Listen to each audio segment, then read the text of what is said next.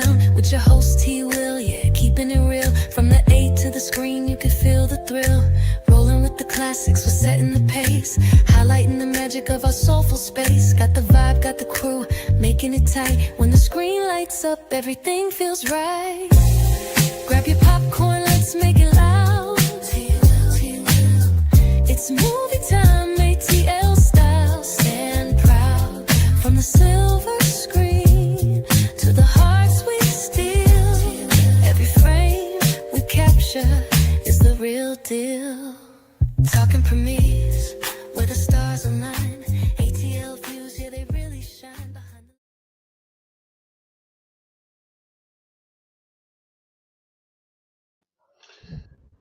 Welcome, X-Men fans. How's everybody doing today? And then there was X. It's going to be a theme all day long, people. I'm here with my friend and mate. No, podcast partner, podcast Comrade. comrade. I don't know. We do Marvel content in DC and movies. We do movies. This is what we do. Jordan, how you doing, brother? I'm your host, T-Wil. It's my guy, Jordan Burton. Today we are talking X-Men 2000, and I'm excited about it. I think Jordan is excited about it. Our background today, if you notice, up top is the X-Men 2000 cast, and below is the X-Men First Class cast, which, there will be a slight juxtaposition in the podcast review, but we got so much time to get to that. Jordan, how you doing today, buddy? All well? I'm doing great. Penn State's on a bye, so I had a easy, comfortable day today. Yeah. How you doing? Well, hey, man, I'm doing well. I've never lost anybody. I've never known anybody to lose a bye. Georgia Bulldogs are on a bye as well, so look at that, man. How about that? Two great schools that get a bye. You know what? Maybe they end up playing each other. You never know. You know what I mean? It'd be interesting. Never know. It'd be interesting. Yeah. Well, I would tell you congratulations to you Phillies, but I'm not. Because it wouldn't be legit. So, but hey, man, I saw that you guys won. I don't think you're gonna go very far in the playoffs, but hey, what do I know, right? You never know. These things could happen. What do you do, Jordan? You bring out the ring. One of us got a ring in 2021. I wonder. I wonder who that is. I mean, I don't know. I got a bunch of stuff. I mean, Oh wow! by like a whole bunch of '90s Phillies players. Oh wow! I got. Let's see. Who's this? Oh yeah, some guy named Cliff Lee. Yeah, he's pretty good at football. Yeah, he was pretty baseball. good. And then you got Roy Halladay. Wow, Roy Halladay. He was. I'm not going to talk about him. He's no longer with us. I'm not going to say anything bad about him. Roy was amazing. Yeah. Roy was amazing. Well, all right, man. Let's get into it. We are talking about X-Men 2000 today, and hey, man, went back and watched this movie. A lot of things I liked. Some things that made me think. One thing that was very, shall we say, polarizing was the dialogue for this film.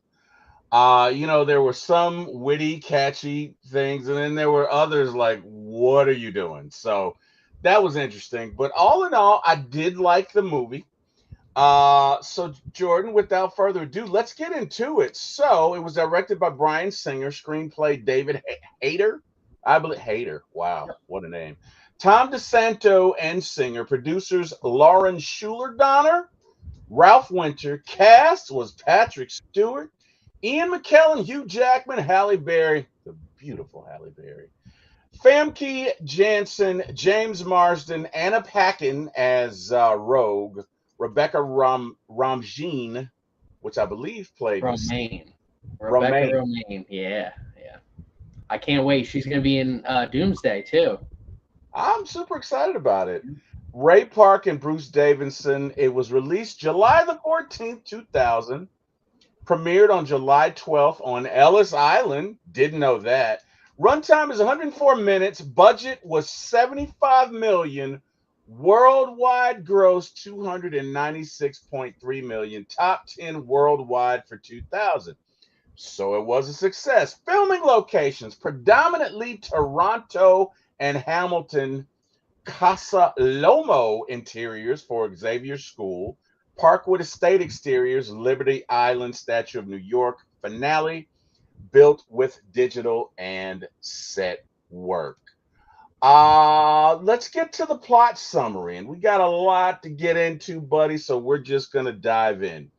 In a world where a minority is born with genetic mutations, U.S. Senator Kelly pushes mutant registration, while two old friends, Professor X, who's for integration, and Magneto for separation by any means, sounds familiar, take opposite paths. Drifter Logan Wolverine and Runaway Rogue are pulled into the X-Men as Magneto targets world leaders meeting on Ellis Island. The X-Men assault the Statue of Liberty. X-Men assault the Statue of Liberty. I think Magneto caused it to stop Magneto's mutation device and set up future mysteries around Wolverine's past and the school's mission. Scene one. Now, again, the one thing they did well is in X-Men First Class, they both start out with Eric Lenshear, aka Magneto. And I believe you kind of have to, because believe it or not, Magneto to me at this point seems to be the driving force in the world of mutants anyway, because without Magneto, I don't know that you have a need for Charles Xavier. So they're kind of yin and yang. One hand washes the other. A young Eric Lyncher is torn from his parents at a Nazi camp and in anguish bends a metal gate with his mutant powers. This haunting opening sets the stage for the film's central theme, trauma, prejudice, and the birth of Magneto. Jordan, let's talk about the first scene. Now that you've gone back and watched it again, give me your thoughts. Anything that jumped out to you that hadn't jumped out before. Let's get into it. Well, I mean, nowadays, a lot of superhero movies are coming from the point of view of the villain, especially Thanos. We all know Infinity War, Thanos is the main character, and the Avengers are the supporting characters. It seemed like with an opening like this, that Magneto is going to be, the main. You could have easily spun this movie to where Magneto is the main character and the X-Men are all the side characters by the way it opened. Because it makes you feel for Magneto, but really after the DC scene, shortly thereafter, this scene, but set in modern time, that's when it kind of like fades away. You start to like not really you start to not really care like about Magneto, and that was something in a lot of great movies, like I'm looking at Thanos, for example, where you see, throughout that movie you were seeing his reason for his mission. You were like, I understand what you're doing, even though it is wrong. You are wrong, but sometimes I'm feeling for you. You lost Gamora. You lost like your whole civilization, and this is your way of going about it. And I feel like we should have had more, like another powerful moment for Magneto to be like, yeah, I get this. I get what he's doing is wrong, but I understand why he's doing it. And it seemed like it faded away right after the DC scene. So, in my opinion, of all of the X-Men movies, this one I feel the least connected with Magneto, including X2, X-Men: The Last Stand, all of them. Even the ones with Michael Fassbender playing him, this one I connect with him a little less. So when it comes to the villain, Magneto, this was okay. It seemed like more of a mustache twirling villain for this movie, unlike all the other movies with Magneto, where he's actually an emotional centerpiece to the movie and a villain. And even at times, he's not even a villain. He's just kind of like an anti-hero, especially when you get to X2. He like foils with the X-Men's plans throughout some of these movies, even if even though he's not the main villain, he's not a hero either. So with this movie, he's the main villain, and it was okay.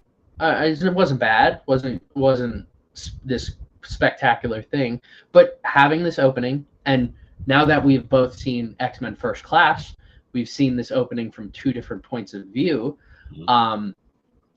It is. I love there's something about a movie from like, I would say like mid 2000s and earlier that depicts World War II and concentration camps that they nail just how just awful it was. And I don't think a lot of movies nowadays really hit on it. And I think it's just, maybe that's just the filter, the film, the griminess of the movies then. It's less clean. It's more clean now. Like the scenes, you got better cameras, you got 4K. Like if you wanted to see a Coke can from 100 miles away in a scene, you can do that. But it is a very powerful opening. And in this one, compared to the one in First Class, this one, you see him look at some of these other people in the concentration camp, and you see him start to change in that moment, that he's like, he's looking at all these other people dealing with this current situation, and he's learning that like we shouldn't be living like this. You can see where it flips a switch in his head. Versus in First Class, the flip of the switch was his mother dying. Right. Yes. What I found interesting was, having seen the whole thing full circle, as I'm watching it, I'm doing two things. I'm juxtaposing Fassbender, his performance in his universe, against this one. And I'm saying to myself,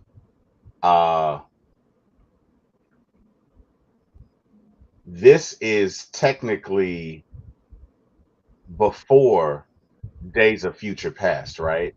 Yes. Yes. Right. So I'm looking at him thinking, this is one side of a two-sided coin that we've yet to see. And it made it more interesting to me, because as I'm looking at it, I'm looking at the raw Magneto, the unabridged Magneto, right? The lesser evolved Magneto. And you could extend that to all of the characters, specifically Sabretooth. Let me tell you something, man. This is old school Sabretooth. Anybody can get it. I will kill anybody. Boy, I have no F's to give Sabretooth. And I'm here for it.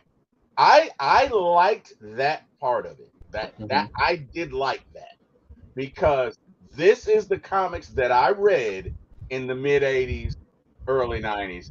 That is that version of Sabretooth, and that is that version of Magneto. Magneto played no game, right? Even in the interaction between he and Wolverine, they kind of toyed around a comic in which he kind of used Wolverine's biology against him. They didn't really go there, but they kind of played around with it. Yep. And I thought it was interesting. So, but more to come on that. Let's look at why it works. So, allegory with teeth, it foregrounds civil rights metaphors, fear of the other, registration laws, without heavy exposition. So they don't hit you over the head with it. Making the world feel lived in. In other words, it's kind of eerie at how, looking at this movie, it relates to today, which kind of brings home the point. The more things change, the more they stay the same, right? At least that was my impression. Two-hander at the top. Stewart versus McKellen gives the movie gravitas. Their ideological chess match makes set pieces matter. And a brisk template at 104 minutes. It's compact compared to a modern superhero sprawl. An origin, a heist, and a finale you can follow. Consensus also notes that surprisingly sharp narrative focus. Now, again, these are all the good things about this. The I'm not gonna say the bad things, but the things to me, and we'll get into it deeper, but at times the dialogue was just not great, and they clearly did not know how to write Halle Berry. Yeah. They clearly didn't, or they didn't know how to write Storm. Right? They didn't know how to write Storm. Um, so we'll get into that because again, overall I did like it, but there were some things that left a little to be desired. That was one of them. Let's get into character arcs. Now we'll take a deep dive into character arcs later, but for now, let's just broach the topic. Wolverine from lone brawler to reluctant teammate and proto mentor to rogue, hints of Weapon X trauma seeded the sequels, and that's true. Rogue from isolated teen who can't touch to a student who learns control and belonging, the emotional heart of the film. I really liked Rogue's performance here. I thought she gave a great performance. I thought she did the reluctant, I'm not sure, I don't want to touch anybody. Here I am. I'm in my bubble. I don't know who to trust. I thought she did that well. I really liked her performance in this. I'm not saying she's the star of the show, but I really thought she carried that off well. Magneto versus Xavier, parallel arcs, each test the other's faith in their philosophy. Magneto's Holocaust prologue explains his extremism without excusing it very lightly, because like I say, we will take a more granular dive later. Jordan, give me your thoughts on the character arcs of these three. Anything we missed, or just give me your commentary on their specific character arcs. And again, we'll get into a deeper dive later, but just an overview, your thoughts. I think my least favorite part of this, and I think the actress did an amazing job for what she was given. Mhm. I think this had to do with writing. I think this wholeheartedly had to do with writing. I don't like this interpretation of Rogue. I think this is very anti-comics.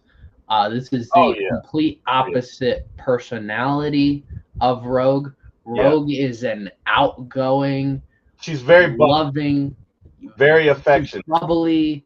Yes, and I love that about Rogue. Rogue is one of my favorite characters from the comics. I love her in the X-Men the animated series. Love it.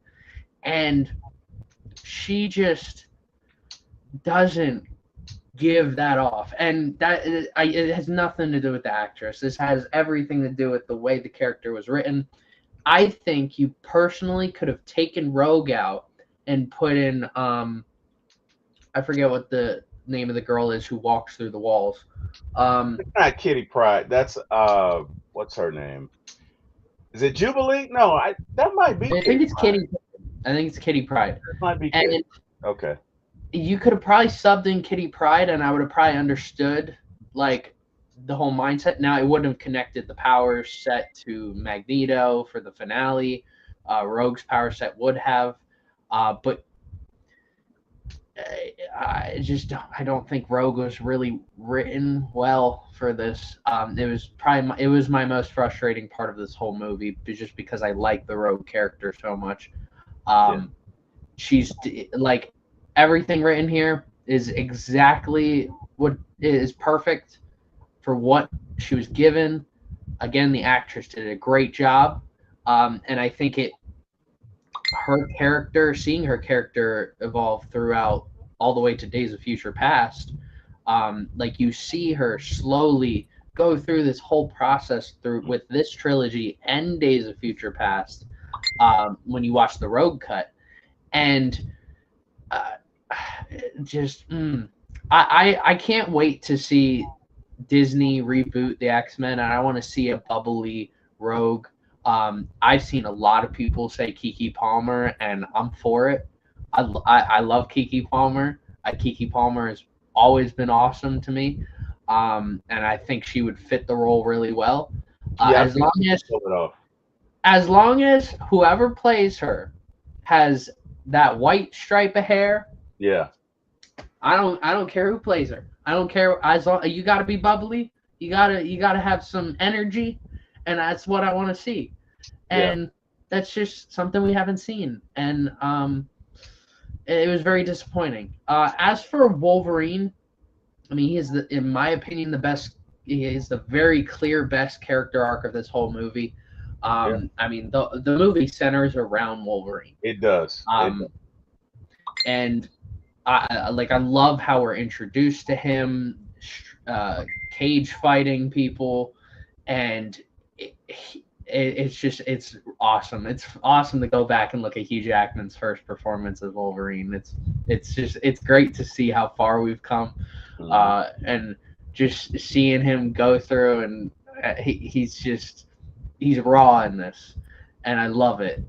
The way how twitchy he is in these early movies, because in later movies he's not like this. He's not that like where he'll turn and like smell the air or listen.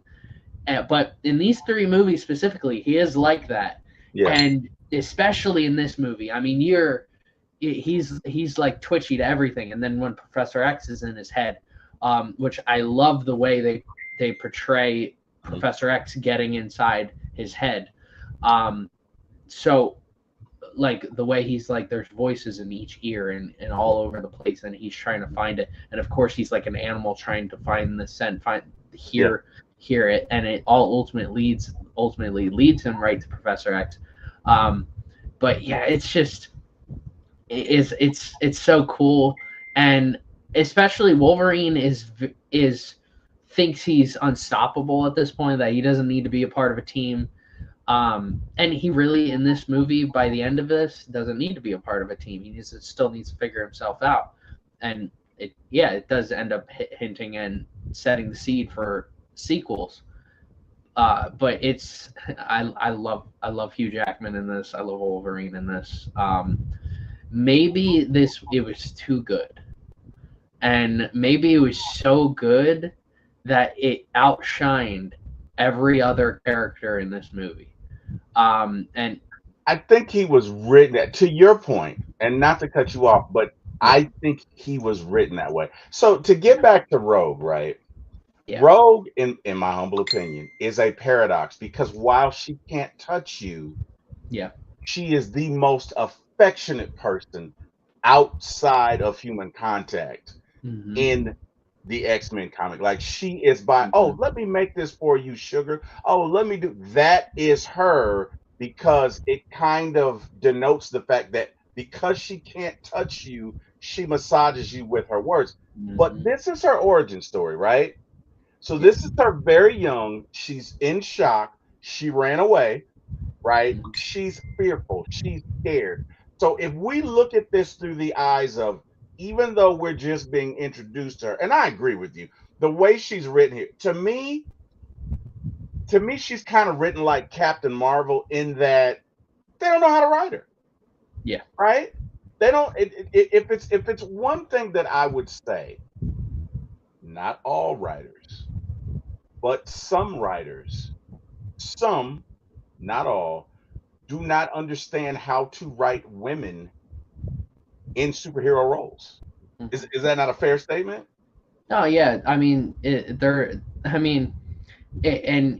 goes both ways. I mean, I would, if I would never write. I would ask questions to women if I'm writing about a woman. I only have the experience of a man, so I can write a man pretty well. Right. Like it's one of those things that like I'm gonna go to someone who has experience in a field. Like if I'm making a movie about construction workers, I'm gonna go to I don't know jack about construction. Right. I'm gonna go to a construction worker and get first ask him. note. Yeah. Yes, and so that's probably the issue. Now, even then, I think there are some male directors and writers that do a better job with women, and I think there are some women directors and writers that do a better job with men. And that's true. For example, Eternals. We have a female director, and while she did a great job in what she wanted to do visually, her direction just sucked, and it sucked for all of the women involved in that movie. It sucked for Every everybody. single one of them. It sucked for everybody. It just sucked. It's just all the women. There were so many female characters in that movie, and all of them were written so dry. And the only one I cared for was Angelina Jolie. Mhm. And she's the best actor or actress of them all. Mhm. So she is the most experienced of them all. So I could understand why she was. I mean, she's not my actually. She's my second favorite of the Eternals. Mhm. But like they had to do what they had to do, and like in this instance, I think there was people just writing to write instead of writing from a mindset. I don't think they understood. I don't see, and this gets back to why it's very important. If you're gonna write a movie, you need to be a fan of the content. Yes. Because you can clearly see, to your point, they love Wolverine. They like Charles Xavier. They like Magneto. Everybody else, pretty much background window dressing. Do-wop. Do-wop. They were background singers. Do-wop. Wolverine. Do-wop. Wolverine. Yeah. They were backup singers. Right? Now, again, with the second iteration of X-Men, you can clearly, it is 100% better in that regard. In that regard, okay? I will give you that. But I think that if I did not, to your point, you knew Rogue right away. Why? Because A, you watched the cartoons, but you read the comics, right? So there's certain things that you just know about Rogue, right? That, again, Wolverine, to make him palatable in these movies, Wolverine kills two in the comics. Make no mistake about it. Wolverine's favorite line is, "Hey, bub, there are two things certain in life: death and taxes." Skirt! And this ain't taxes. If you heard that, that meant your ass. You about to go meet your maker.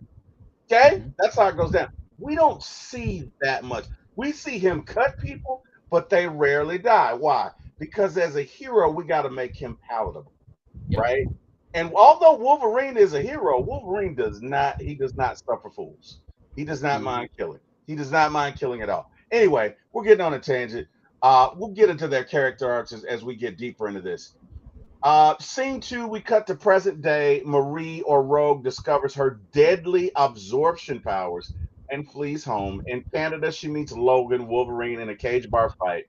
Their uneasy bond begins on the road until an ambush from Magneto's Brotherhood forces the X-Men to intervene and bring them to Xavier's school. Now, the one thing I notice about this film is that the Brotherhood of Mutants, and it's funny how he changed that because it's really the Brotherhood of Evil Mutants if we're talking about it, but whatever. I'm not going to be petty, even though I'm a Scorpio. They kind of kicked the X-Men's ass all the way through this film up until the end. And what I didn't like about it, I don't know that if you got told and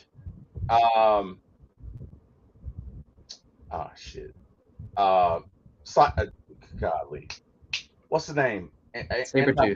Yeah, I don't know that if you have Toad and Sabretooth that they're going to be able to beat Cyclops and Storm. Yeah, no. Yeah. I you know what I mean? So I'm like, okay. Now, what I did like about this is I loved Mystique's fighting style. I love that they wrote her as an assassin because that is at her core. That's who she is. Make no mistake about it. She's a killer. That's what she does. Okay? She imitates people, she duplicates them, and she kills. And she does it flawlessly.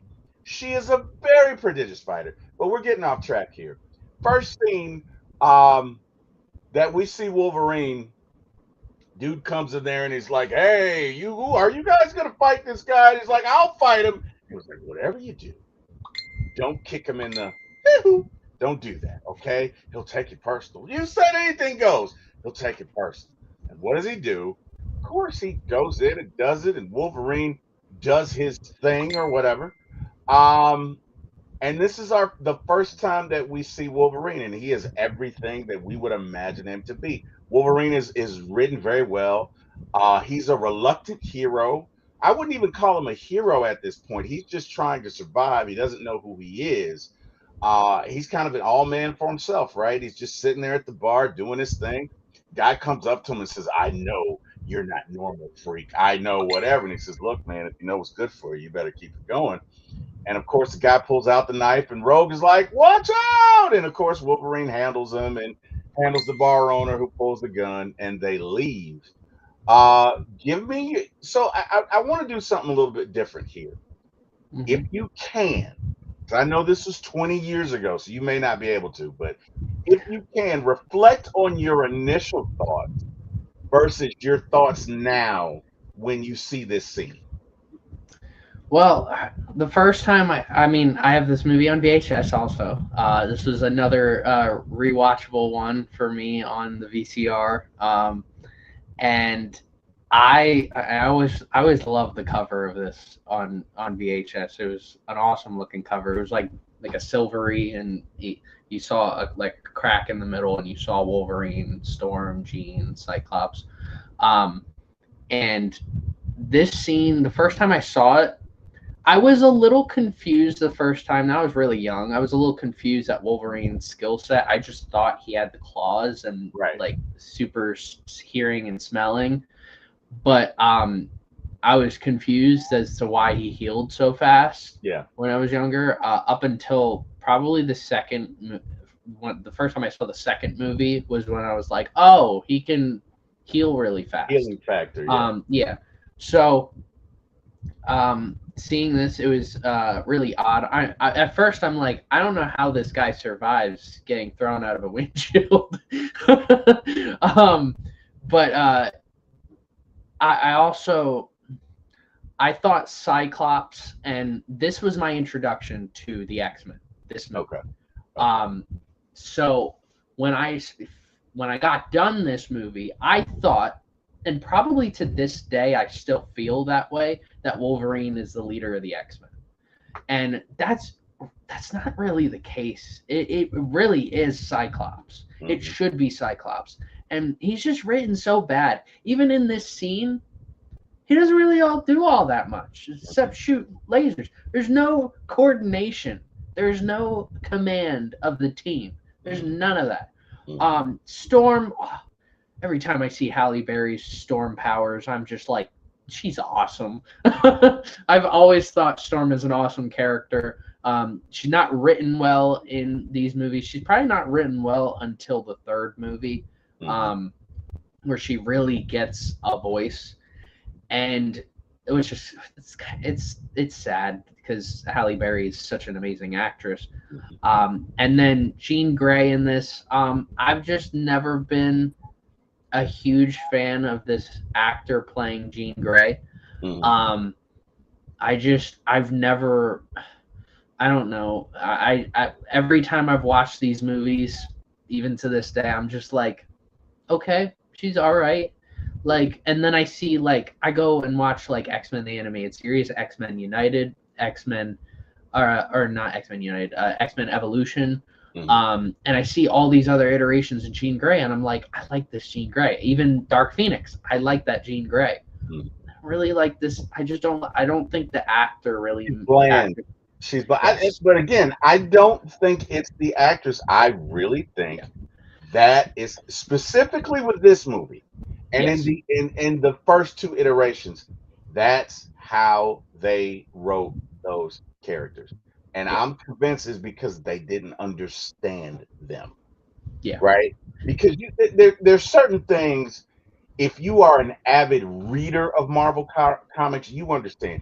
You understand that while Captain America is not the most powerful Avenger, in the Marvel universe, he is that dude because he is a very strategic, prodigious fighter. When it comes to winning wars, there's no one better than Cap. So they listen to him, right? If there was some stuff that goes down and the X-Men, Reed Richards and the Fantastic Four, the Avengers, Black Panther, the what the not the Untouchables, the with Black Bolt, Inhumans. Humans, all of those, if they all met tomorrow on a crisis, they're all going to talk. You know who's all going to shut them up? Captain America's going to raise one finger and say, "This is what we're going to do." And you know what would happen? They would do it. That's Captain America. That to a certain extent is Scott with the X-Men. Yes. That is Scott with the X-Men.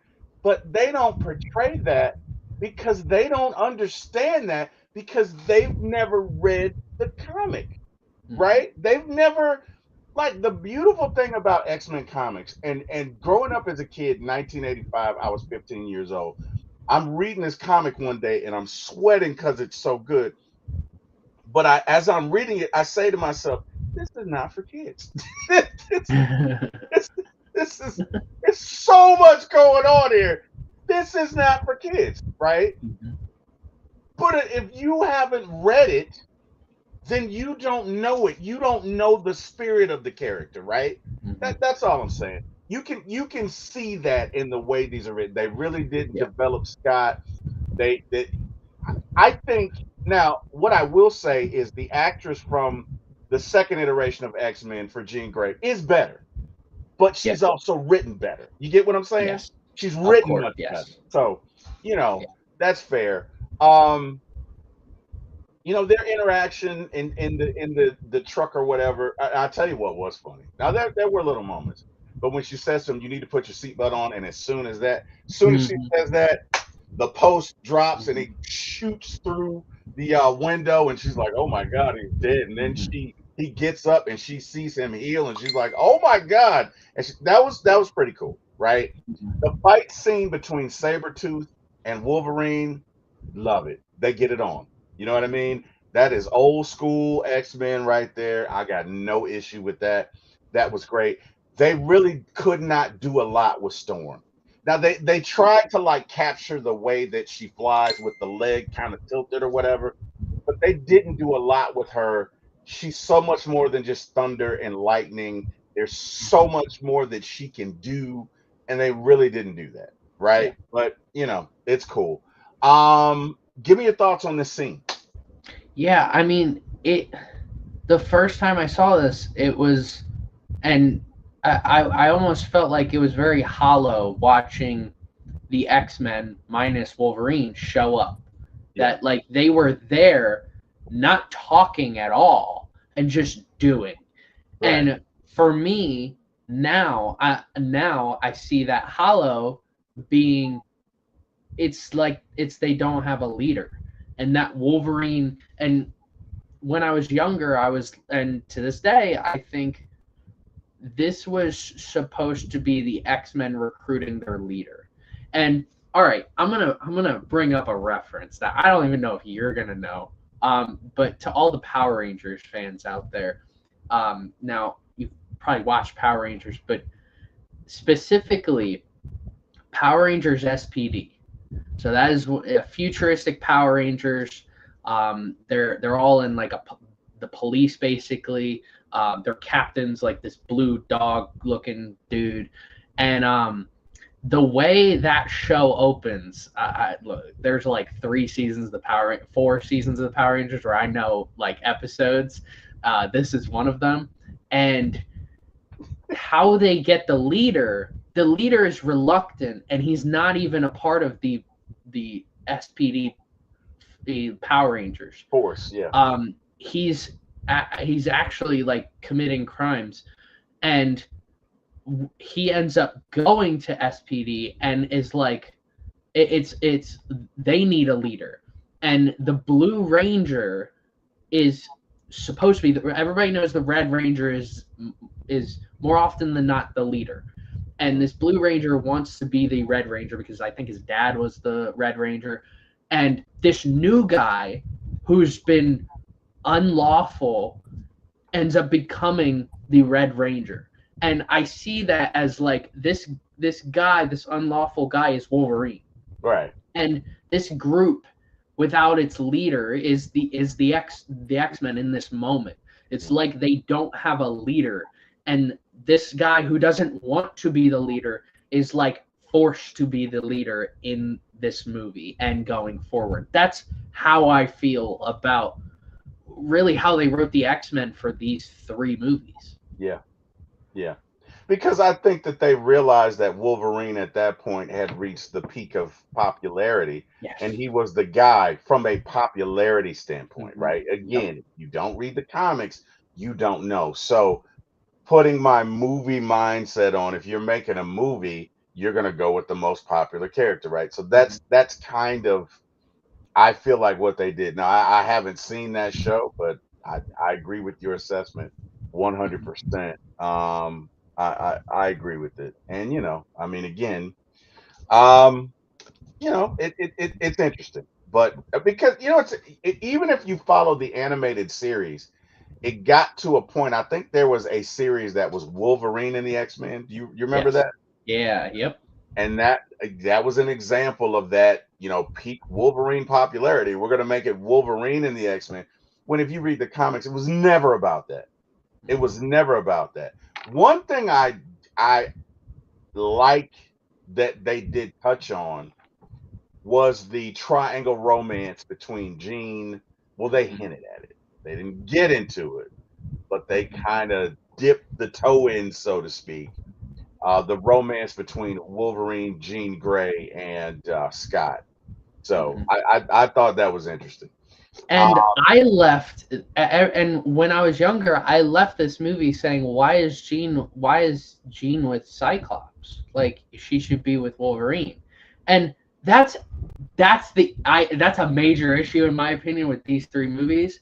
Is it's not even like a full triangle. It's like Jean and Cyclops are together, but the way these movies are written are like Jean should be with Wolverine, and it even gets pushed heavily in the Wolverine movie.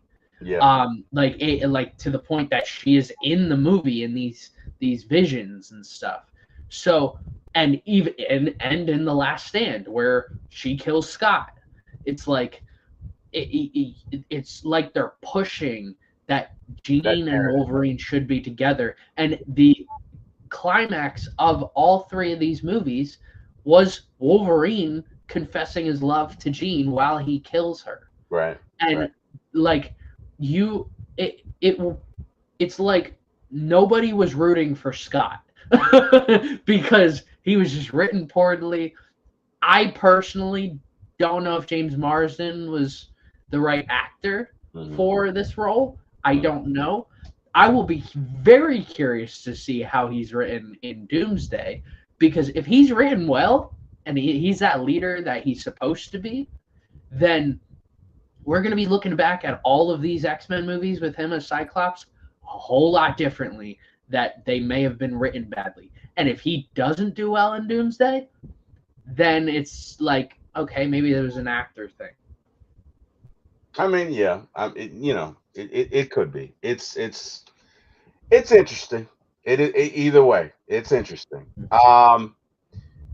Let's get into some themes. Prejudice and identity, very much so. Registration as a proxy for surveillance, segregation, anxieties. Talking about surveillance, right? Talking about that. I said to myself in that first scene where Rogue is with Wolverine, how does Magneto and the Brotherhood of Evil Mutants know? And the only thing that I could come up with is Rogue had to be going to the mansion on a regular basis. I don't know. I mean, how else could they have known? They don't have a telepath, right? They don't. My only thought was at the beginning of the movie, and I didn't know. I always wondered that when I was younger, but probably in the last like 5 years, in the beginning of the movie when Jean is in, I assume DC, but they're in some sort of Capitol building doing that speech to a bunch of people. She has mentioned, it is mentioned by someone that there are mutants that have gone public with their abilities. And I'm wondering if maybe her incident was forced to be public because it almost killed her boyfriend at the time, or whoever he was to her. So I'm thinking that maybe that was put into the public. I mean, it could have been put in a newspaper, could have been put on the news, on the local news, and Magneto is like, I need her. That's all I can think. I don't know. Well, let's flush this out, right? Even if that were true, where she lived isn't where they got her. So you'd have to have some form of tracking her. How do we know she's just going to end up there? It's more probable. And the reason I say that is because, certain things, and it's like the comics, the author doesn't necessarily tell you everything. Certain things are left up for you to deduce. The way she's moving around that mansion, she's moving as if she's been there before. Yeah. You know what I'm saying? Yeah, you're 100% right with that. Yeah. I mean, and she knows exactly where Cerebro is, because remember, she plants the device. You only are going to know that if you've been there before. You get what I'm saying? That's the only thing that makes sense. The only thing that makes sense, because they both end up at the same place at the same time. And on that team, they don't have, what's her face that turns into a diamond? Emma Frost? Emma Frost, yeah. They don't have Emma Frost, right? So they don't have a telepath. So the only way that they could be getting that information is if you got, help me out, Jordan. What's her name? Blue. What's her name? She's Mystique. Blue. As if you got Mystique sneaking in and out of the mansion, right? Now you think, especially since Xavier grew up with her, that he would know. But we're getting way into it. But that's, after looking at that, I'm saying to myself, that's because they knew everywhere she went, they knew, right? Even as far as her being on that train, how'd they know? They have to be getting fed information from somebody. You get what I'm saying? Yeah, like, I mean, and that's where this movie, that's just a test of the times. I mean, this is an late 90s, early 2000s movie. A lot of movies were just like screaming with plot holes and welcome, and this is one of them. Yeah, I'll give you that. Found family, Logan's pack becomes the school. Power versus responsibility. Both factions pursue safety for mutants, only the methods differ. I agree with everything here. Is there another theme that is not on here, one that you could think of? Give me your thoughts on these themes, and also give me if you've got another one that isn't on here. I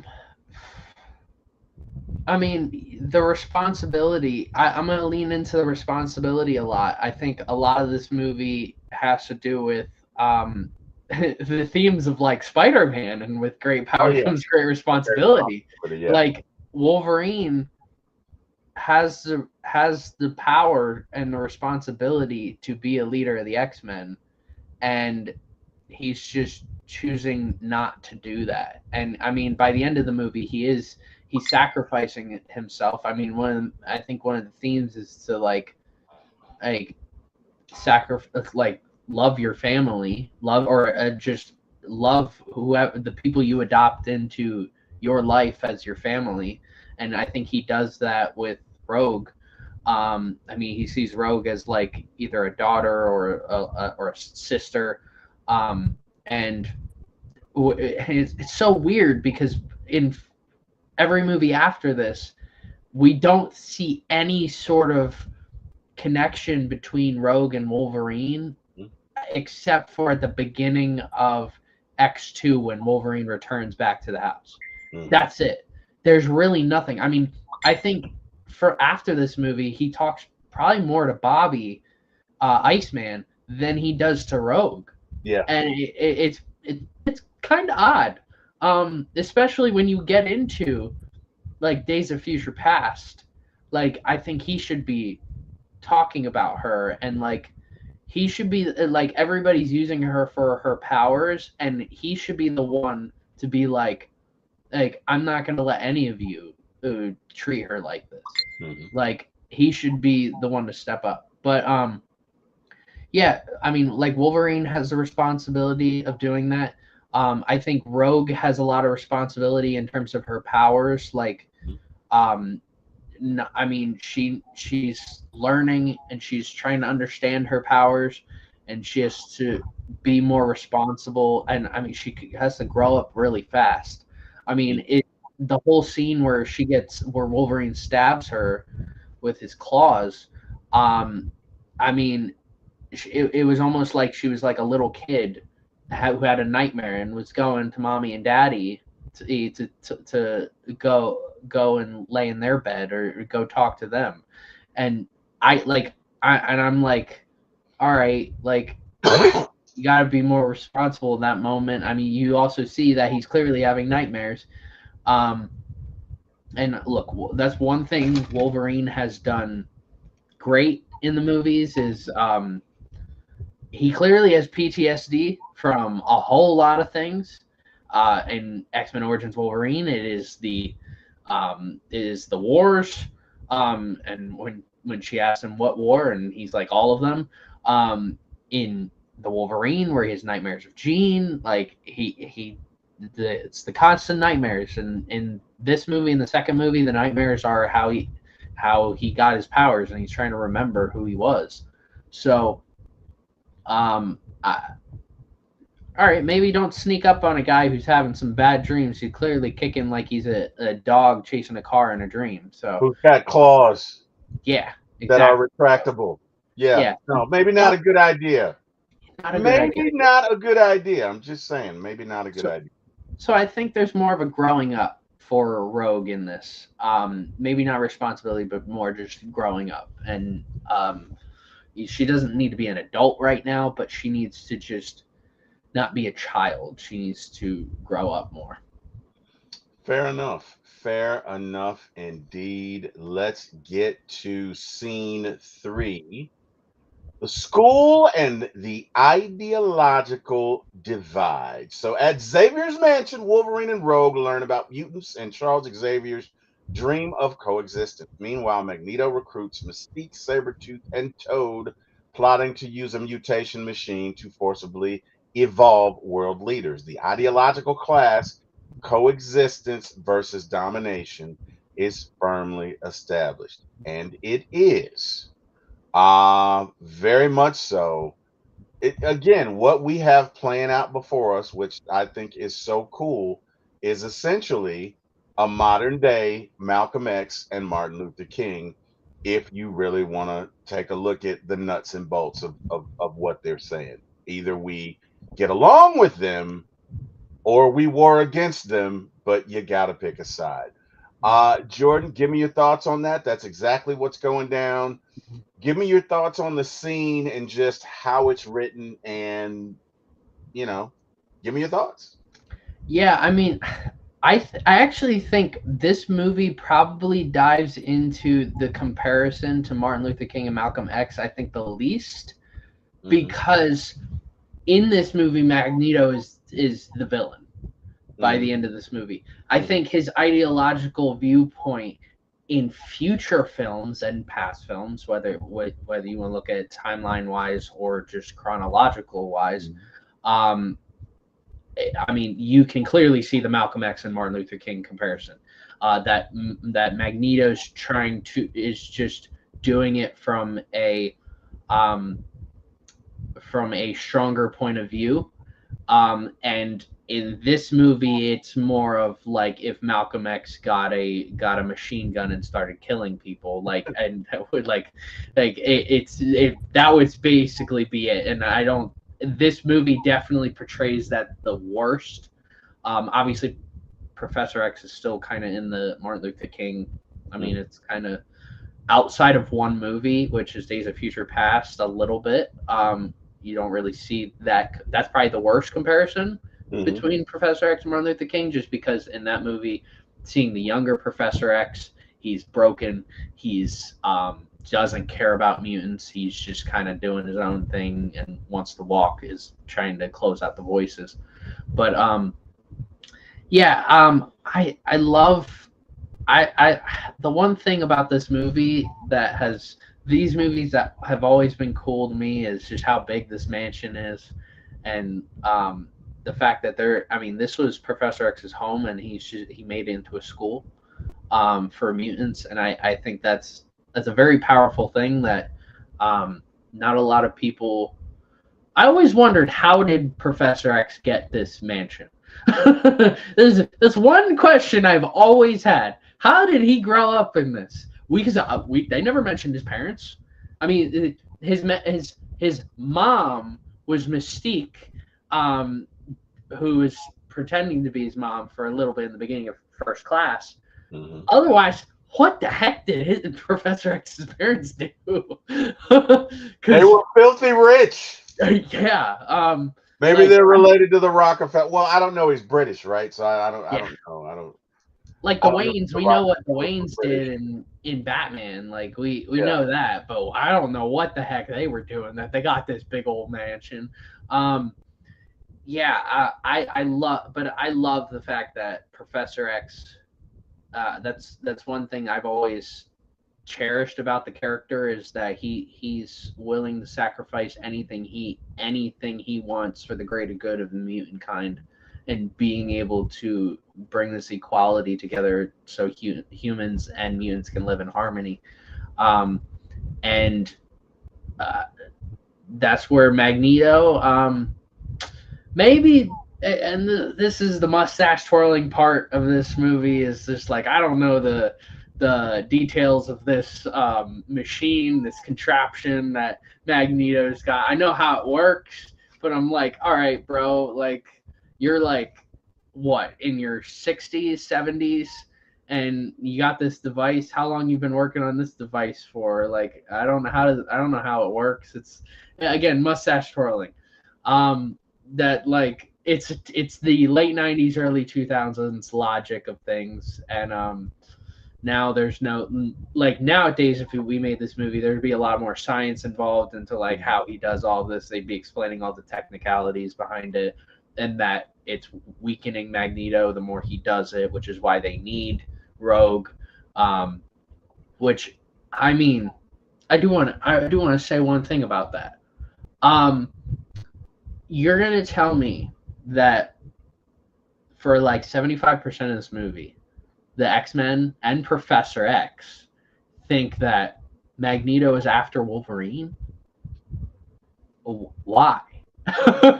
Like, I think since I first saw this movie, I'm like, nah, dude, you probably want Rogue. Like, of course you need Rogue. Like, I don't know. Now, when I was younger, I was like, I don't know what they would need Rogue for. If you're watching it for the first time, you're like, oh, I don't know what they would need Rogue for. But, hey, all right, Professor X, you're a genius. Scott, I know you're not dumb. Jean, I'm pretty sure you got degrees from, like, every college known to man. Can't figure it out. Let's put our brains together, fellas. Yeah. Let's put our brains together. Like, come on. What they don't need Wolverine for anything. Right. So, yeah, that's always been an issue of mine. And it's like the writer's room. It's definitely on the writers, because when you get to the train scene and Magneto's like, oh, I'm not for you, I'm here for her, and it's almost like they wanted that to be a plot twist. Mm-hmm. And I'm like, that made no sense. No, kind of obvious. Yeah, it was pretty obvious. Like, you wanted this to be a plot twist. It's not. If I bet you if they didn't introduce whatever this machine was until later on into the second half of this movie, I think it would have been a little bit better of a plot twist. Mm-hmm. But by introducing this machine, you're like, okay, He's clearly getting weak from this.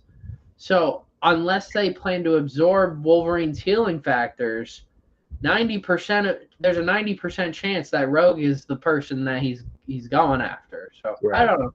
That's a weird. It's always bugged me. No, that is weird. That's agreed with you. Agreed with you 100%. Let's talk about some juxtapositions, right? So what I wanted to do was to compare. Well, let's just get into it. So we got the costumes, the movie ops for black leather, inspired by the Matrix, even winking with what would you prefer, yellow spandex. Now I kind of like that one. I thought that was funny because in the animated series they do wear yellow. So I thought that I was like, okay, I see what you did there. Mhm. Roster ages film makes Rogue a teen and a sidelines classic like and sidelines classics like Beast and Nightcrawler cut for the budget, while comics often center Cyclops Jean as field leaders. Tone comics range from soap opera ensemble to cosmic. The film keeps it street level politics and one big set piece. Character specifics: Wolverine is taller, less feral than many comic depictions. Mystique leans into physical performance and VFX rather than espionage plots early on. Digital domain handled the major statue of Liberty, Senator Kelly effects, and they kind of they really didn't character arc Mystique at all. Like we know very little about her. Now, to be honest, that was a part of the, excuse me for saying this, mystique of Mhm. her, is that she's this mysterious character that we know nothing about. She's an assassin. She can assimilate anybody. And I think they really did a really good job of her fighting style. I think they got that right. But they didn't develop her character at all, right? They didn't. She's just this blue chick that kills people and can assimilate anybody. And that is really where they left it. They did not character develop her at all. Um, Give me your thought on the juxtaposition. And we're going to do two of them. We're going to do the film versus the comic characters, right? And again, we've kind of already talked about the difference between Scott and Jean Grey and Rogue, but we're also going to do the first iteration of X-Men in the movies versus the second one, right? Mhm. So for this, is there anything that jumps out on this to you, or are you pretty much in alignment with it? The black leather. Being that this was the first time, my first experience with the X-Men, when I had first seen it, I didn't know the yellow like I didn't understand the yellow spandex line. Roughly. Yeah. And like when I went into the like when I went into when I was younger and I would like get coloring books of Marvel, the big three when I was younger was Spider-Man, Hulk, and Wolverine. Those were the big three. Those were on all the marketing campaigns, everything in the 2000s. It was those three. So I thought, and then I was like, okay, I understand. It's yellow because of Wolverine, but I didn't understand the blue and yellow from the original X-Men costumes. Mhm. So I don't know. It's always been an odd line that I'm like, okay, this line was clearly only going to work for a very short time in human history. Mhm. And that was when this movie came out, and a few years later, and any sequels that would include this black leather. Mhm. I understood why they did that with the Matrix being so big then. Um, I wouldn't even say the Matrix too, but you go look at Blade, and like I think Blade helped in influence some movies later on with the leather, and that was just the '90s. Mhm. So it's always been a weird line. I like the costumes. I do like the black leather. I know a lot of people who hate them, and that's okay. But I also love the animated look. It's I if I was doing the X-Men costumes, I would pick a little bit from everything. I don't think there's ever been one one costume for the whole team in one specific movie or show that I'm like, I love these costumes. It's never been that way for me.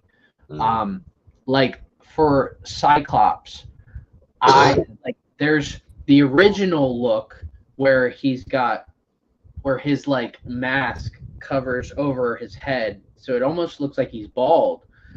But then there's the animated look where it like cuts off right at his hair, so you see his hair. I like the animated show look of his costume.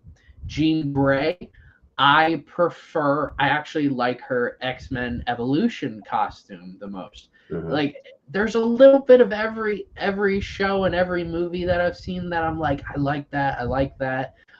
The ones, I don't remember what comic book illustrator did this, but the ones with the yellow X right across the top that they all wore, they ended up wearing that in Dark Phoenix. I like that in the comics. I don't like that in live action. Yeah. I just don't think it works in live action. Like, it looks really cool and slick in the comics. It doesn't work really. And then like Wolverine, I mean, I don't know when Wolverine doesn't look cool in anything. so like I love when he's got the jacket in X-Men Origins Wolverine. I like when he's got the leather in this. I like the yellow. I love the yellow. I think if I were to make the perfect Wolverine costume, I would. There's two, and both of them are from Deadpool and Wolverine. The what is it? The yellow and brown, or the tan and yellow one that they did when Deadpool was hopping universes. I always wanted to see what that would look like in live action, and I saw it and I was like, yeah, like I want that for Doomsday. That's how excited I was seeing that. There's one thing I will nitpick about the overall yellow and blue costume in Deadpool and Wolverine: the shoulder pads. There's no he ripped off the shoulder pads. You're supposed to, and I've seen edits of people have made online of him with shoulder pads, and I'm like, this looks awesome. Why did you get rid of this? It just completes it. It's like looking at a football player without shoulder pads and just a jersey is odd looking. But seeing them with the shoulder pads, it makes them look like a gladiator. And that's what makes them look so cool. So maybe add the shoulder pads and you have the perfect Wolverine costume. All right. People are going to say, oh, look at the extra lines and stuff like that, which Marvel has done in the 2010s. They added a bunch of extra lines in the costumes and stuff like that, and they made it annoying. In fact, that photo that you have there from Days of Future Past, that's another set of costumes with a bunch of extra lines you just didn't need and stuff like that. Just go back to the basics. You don't need to you wear some yellow spandex now. It doesn't always work. Some people like Adam West Batman costume. I think it's ridiculous, and I can appreciate the Adam West Batman shows and movie.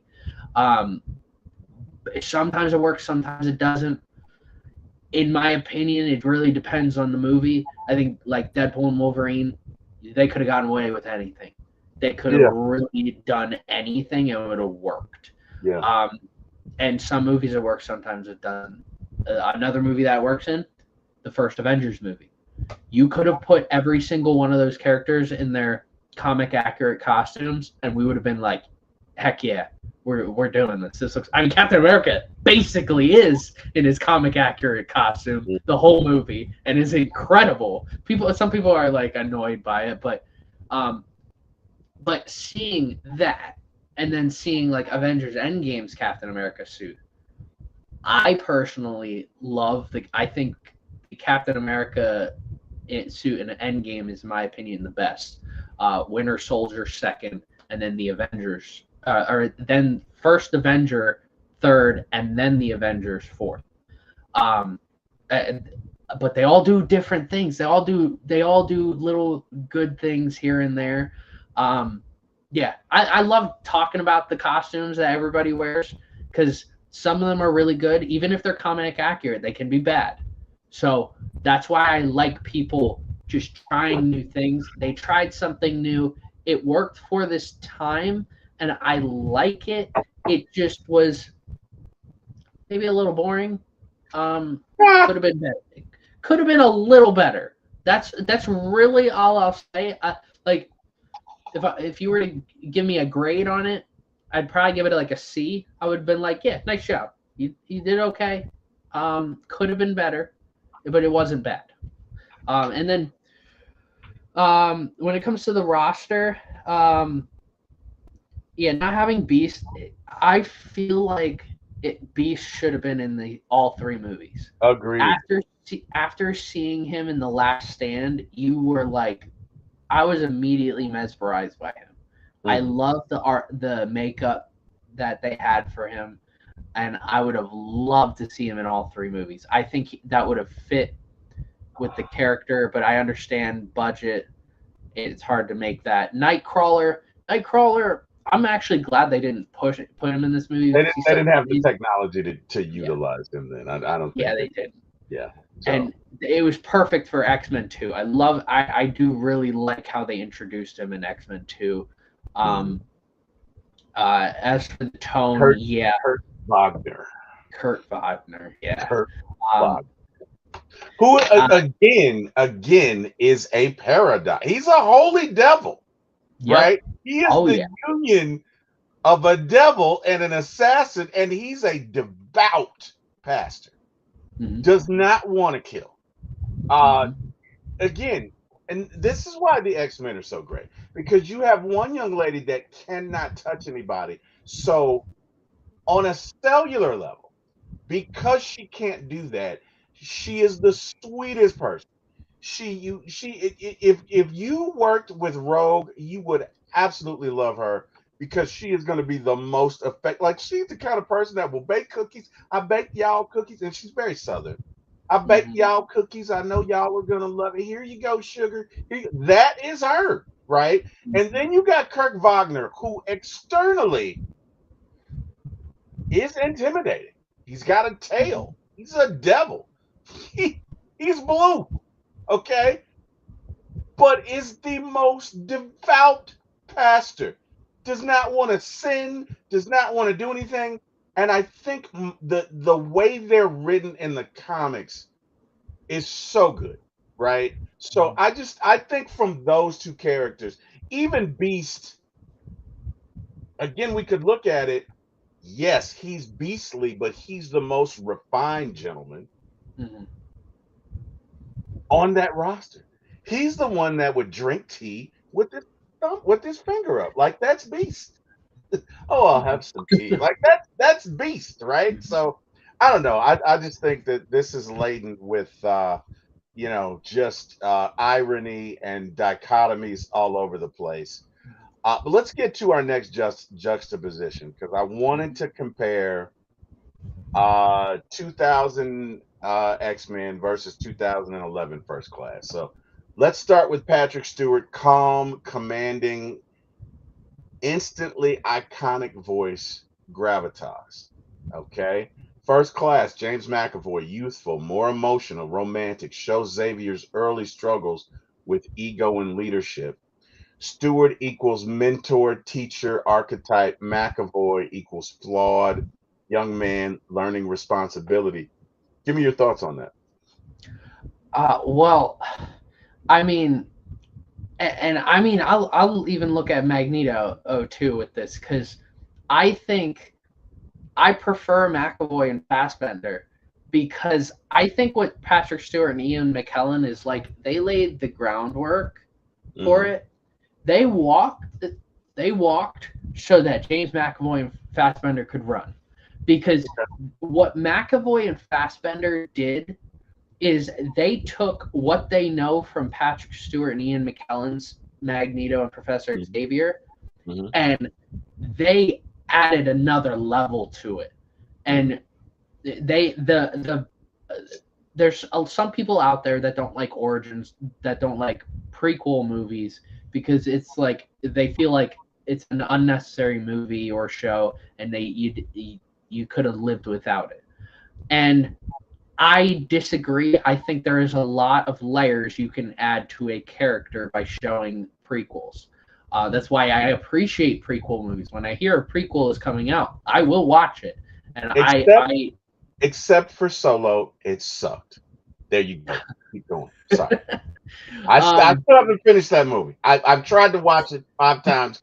It sucked. It's like if the Eternals were in the Star Wars universe, that would equal Solo. There you go. I didn't mean to interrupt you. Had to get that out. Go ahead, sir. Sorry about that. Well, we got Chewbacca, so that's what matters.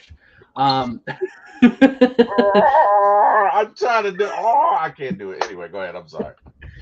But like what we know of Stewart and Ian McKellen is like when we see them in this movie, they've already been through a lot in their lives.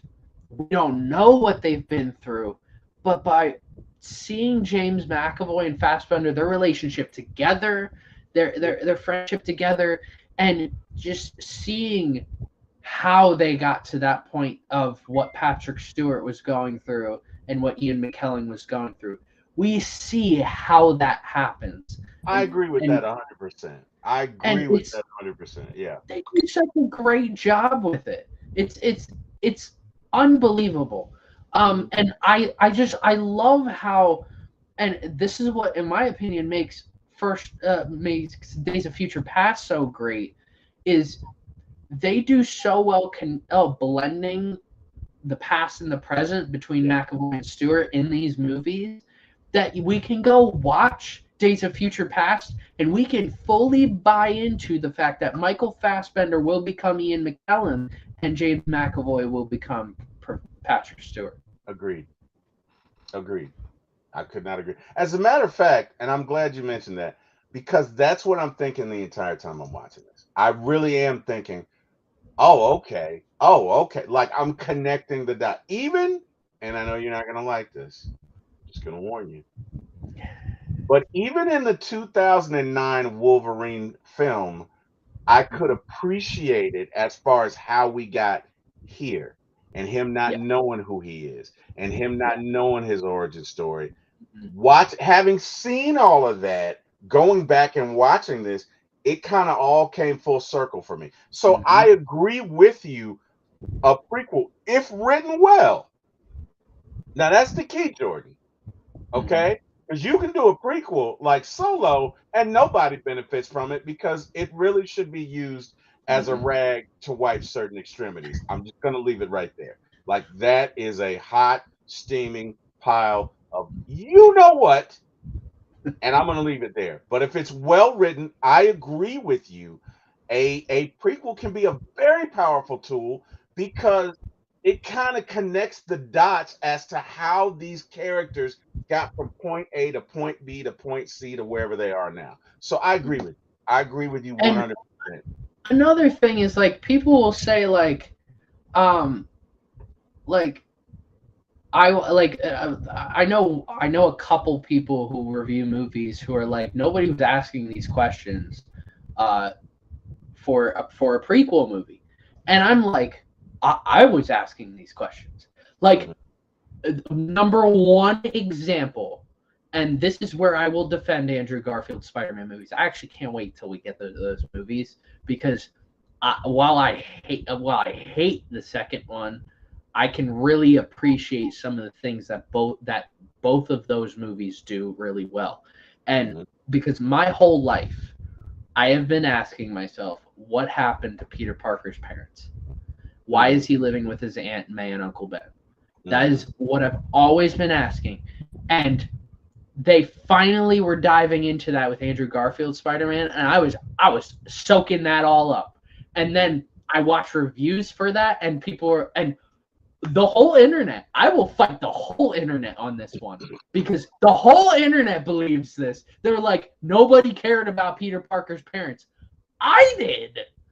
Because where the heck were they? We don't know. Like, you could have simply explained it as they were in a car crash, they died. Called it a day. You could have said they were spies in Russia for Hydra, like in the comics, and they were on a mission, and that's why Peter didn't see him. Or you could have done whatever the heck they were going to do with the Amazing Spider-Man 1 and 2, which to this day I'm still very, very curious.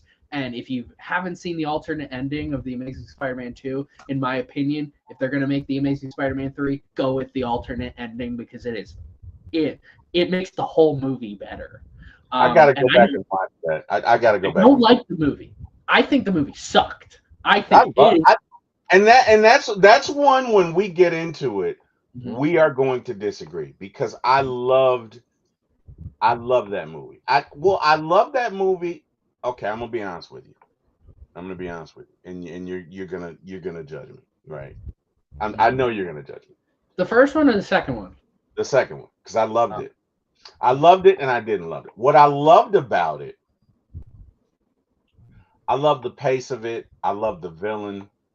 I love the ending, with the exception of Gwen dying. Because I'm watching that movie, and I'm watching it with my kids, and I'm watching it, and I'm seeing my wife and I dating when we were younger, right? And I wasn't expecting her to die. And so as she descends and he can't get her, I'm not even going to use Kim. I'm seeing myself and somebody else in another world. I'm seeing what would happen if that were me. And I was crying, like, oh my God, I cried real tears. Like, I was like, oh my God. And my kids are like, Dad, it's a comic book. Come on. What are you doing? I could not help it. I could not help it, right? I really like that movie, which is weird, because I know you're gonna give that movie a 2. I just know you are. We don't even have to do the show. I know what you're gonna give that movie. And I can tell you, I'm not gonna give it anything less than a 6. So that is gonna be, when are we doing that show anyway, by the way? That's not for a while, because like the Amazing Spider-Man is the first movie we see after the first Avengers movie. Oh shit. Okay. So 2026 then. Yeah. Maybe 2026. Yeah. Okay. I got it. But that movie. All right. Not to get on to the Amazing Spider-Man 2 train, but what's your issue with it? What's your issue with it? In fact, that's the most angry I've ever been leaving a movie. Damn. I've never left a movie. So Spider-Man to me is my favorite character. It is someone that like I have always looked up to, even to this day, as a character, because I mean he's gone through so much in his life. Yes, he has. And all the iterations of Spider-Man have gone through so much in their lives. So, bless you. So the Spider-Man in general has always been in a huge part of my life. So I take it very seriously. So the first movie, I enjoyed it. I didn't think it was like the greatest thing in the world, but I enjoyed it. I'm not gonna lie to anyone and say I didn't enjoy it. I had a fun time. After that movie, I was like, I'm excited for the direction that this is going in. And then I went into the second movie. I thought the pacing was crap. I thought it was really fast. It was fast. It was. On top of that, there's too much going on. It felt like this Spider-Man 3 on steroids. A collage. I don't like the Spider-Man 3, and I mean, Spider-Man. I have viewed Spider-Man 3. Wait, with Tobey Maguire. Now that what killed that for me was that when you're a jet, like you killed, bro. No. What I will say about that movie, that's gonna get a 2 from me. Just so you know, that one's gonna get a 2. Okay. That movie might.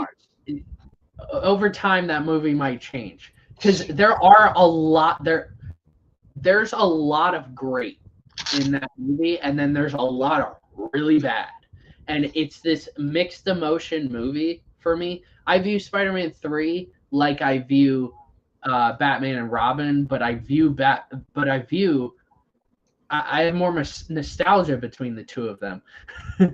But you're gonna see when we watch the first Spider-Man movie and the second one, and then get into the third one, that you're gonna start to feel like as the movie's gonna start, and you're gonna be like, "Oh, this is good," but then I'm gonna be like, Jordan is making me watch this damn movie. That's what I'm gonna be like the whole time, which is probably what you're gonna be like when you watch Amazing Spider-Man 2. How you feel is how I'm gonna feel, especially when they get that. When you're a jet, you're a jet. That was stupid. I have watched all of the Spider-Man movies, including the Amazing Spider-Man 2, many times. I'm really solid on my review of all the Spider-Man movies because I will watch them every single month. Especially No Way Home now. No Way Home is one of my favorite movies ever. And the Amazing Spider-Man 2, I knew at some point they were going to kill her off. I knew at some point we were going to be introduced to the Goblin. But if you took that part of the movie out where she dies and the Goblin shows up, and you threw that into the third movie and made that how it ends, the pacing would have been fine. The pacing would have been perfect. The way that movie ended, it felt like the end to a trilogy, but we never got the third movie, and it did feel rushed. Weird because again, I think at that time, and correct me if I'm wrong, because you are the expert on everything Spider-Man. Mm-hmm. I think they were pushing for the Sinister Six, so they had to get a whole lot out of the way to get to that. Right? They had to get a whole lot out of the way. I hate Sony so much. Yeah, sell the rights to Spider-Man to Disney. They know how to do it. You guys screwed up. Not one trilogy, but not two trilogies, but a third franchise that had nothing to do with Spider-Man. You have I just got one thing to say. Madam Web. That's that. Let the church say amen. Madam Web. Like the fact that you made that movie, you should be excommunicated. You should be booted out. You should be forbidden to do anything Spider-Man for the next 10 years. Go ahead and sell the rights, please. Last thing I'm going to mention, because we got to get back on the X-Men. I'm very passionate when it comes to Spider-Man. When we get into the Spider-Man reviews, I could literally talk for days about all of those movies. Now, we're not going to get into the Venom movies, even though some people might say, oh, it's connected. Venom The Last Stand retconned that connection. So technically, it's not. So none of those movies. Isn't he gonna be in the next Spider-Man movie? I don't know. No, and then in Brand New Day, no. He might, like, the symbiote might show up, but it might not have any connection to the Venom trilogy. I got you. And like Morbius, same thing. Like you got Vulture who showed up in the end credit scene and said it has something to do with Spider-Man. Like, how do you know it has something to do with Spider-Man? Anyways, like that can easily be retconned by whatever. Like we can see the Vulture show up at some point and just say like, oh, he was in jail. And Morbius, just that movie sucked. So. Like for the folks watching this, retcon is short for retroactive continuity, which basically means they rewrote some shit. Yeah. They didn't like it, so they rewrote it, and there you go. It's lazy writing, right? It's a bailout for the writer, is what it is. Just in case we got some folks watching who didn't know what retcon is. But okay. Let's get to scene 4, Jordan. So Mystique infiltrates the X-Men's base, sabotages Cerebro, and the Brotherhood kidnaps Rogue, intending to use her as the power source for Magneto's device. Senator Kelly, previously a staunch anti-mutant voice, is fatally transformed into a mutant, his grotesque mutation, a warning of Magneto's ruthlessness. Thoughts? Give me your thoughts. I was creeped out by his powers. I've always been creeped out by his powers. I'm like, all right, that's creepy. Like, you turned to goo. like, I don't really have much to say on that. I don't want to see that. It was so gross. Bad And then way he to goes go. onto the beach, and like, there's all these kids there. This dude's butt naked, Yeah. and he's just like, I don't know if he's water or like a slime or I don't know. That's That was gross, nasty. man. That was nasty. Let me ask you a question. Do you think it was by accident that he happened to be sitting with an African American young lady as he's passing away and telling her, "You can count me as one of"? Like, did you see what was going? It was kind of like a double entendre. You know what I'm saying? Mhm. Does that make sense? I get exactly what they were doing. Yep. Yeah. I thought that was, I thought it was interesting, right? I did. So there, to be honest with you, there are. I feel like this movie is an old school Prince album, and what I mean is, with Prince's album, if you play them backwards, they're messages, right? And maybe you didn't know about that, but with some I did know album, about that. Yeah. you did or you did Yes, not. I did. I did Okay. know about that. Yeah. So it felt like on the surface, it was about mutanism and Mhm. differences, but the deeper layer, right? Mhm. The unspoken truth is, if we get to the root of it, this is racism. Yes. This is pure D racism at its prime. So I thought it was interesting that in the senator's last scene, he's sitting with an African American woman and holding her hands, and he says, "Well, you can count me." What did she say? She's like, "I fear," and he was like, "Well, there's one less person in this world to fear," which kind of felt a little campy. You know what I Mhm. mean? It kind of felt Yeah. like, bro, you know you about to die. All the shit you did, bro. Mhm. Really? Come on, man. But it's cool. It's all right.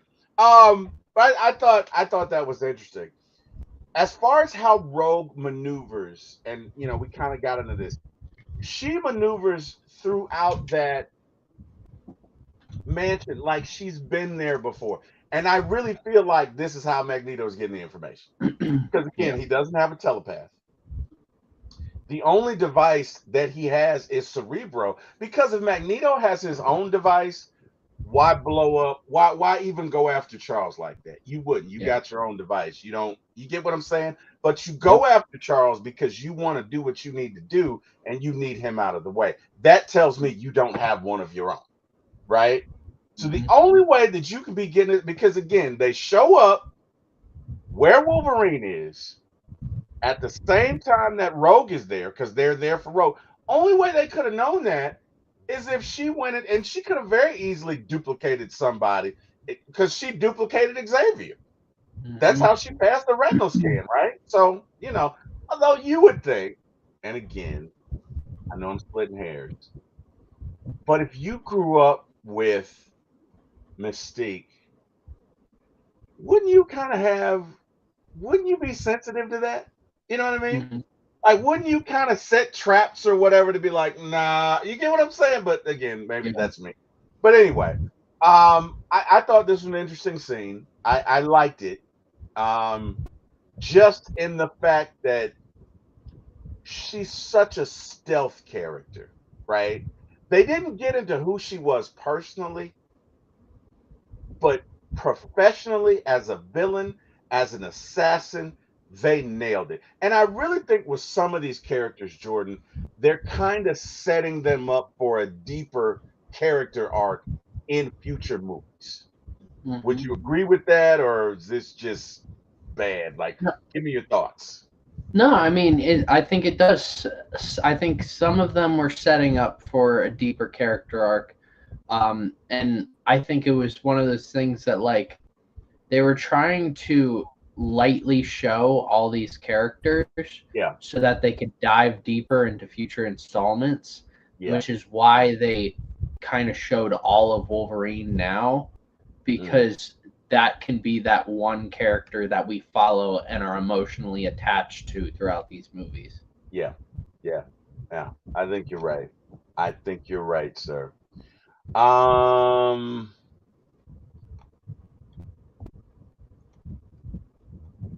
Yeah, let's get into some ratings. So, where are we, T-Will?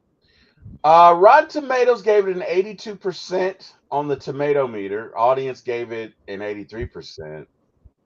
That's higher than I thought it would be, but okay, it was the first.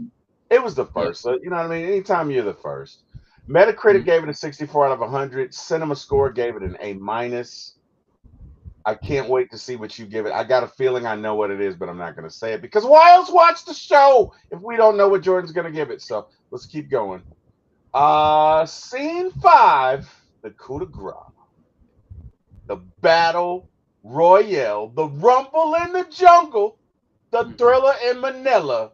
They get after it at the Statue of Liberty, which again is hella symbolism, right? The Statue of Liberty. You're fighting at the Statue of Liberty. Could you be more obvious? Okay.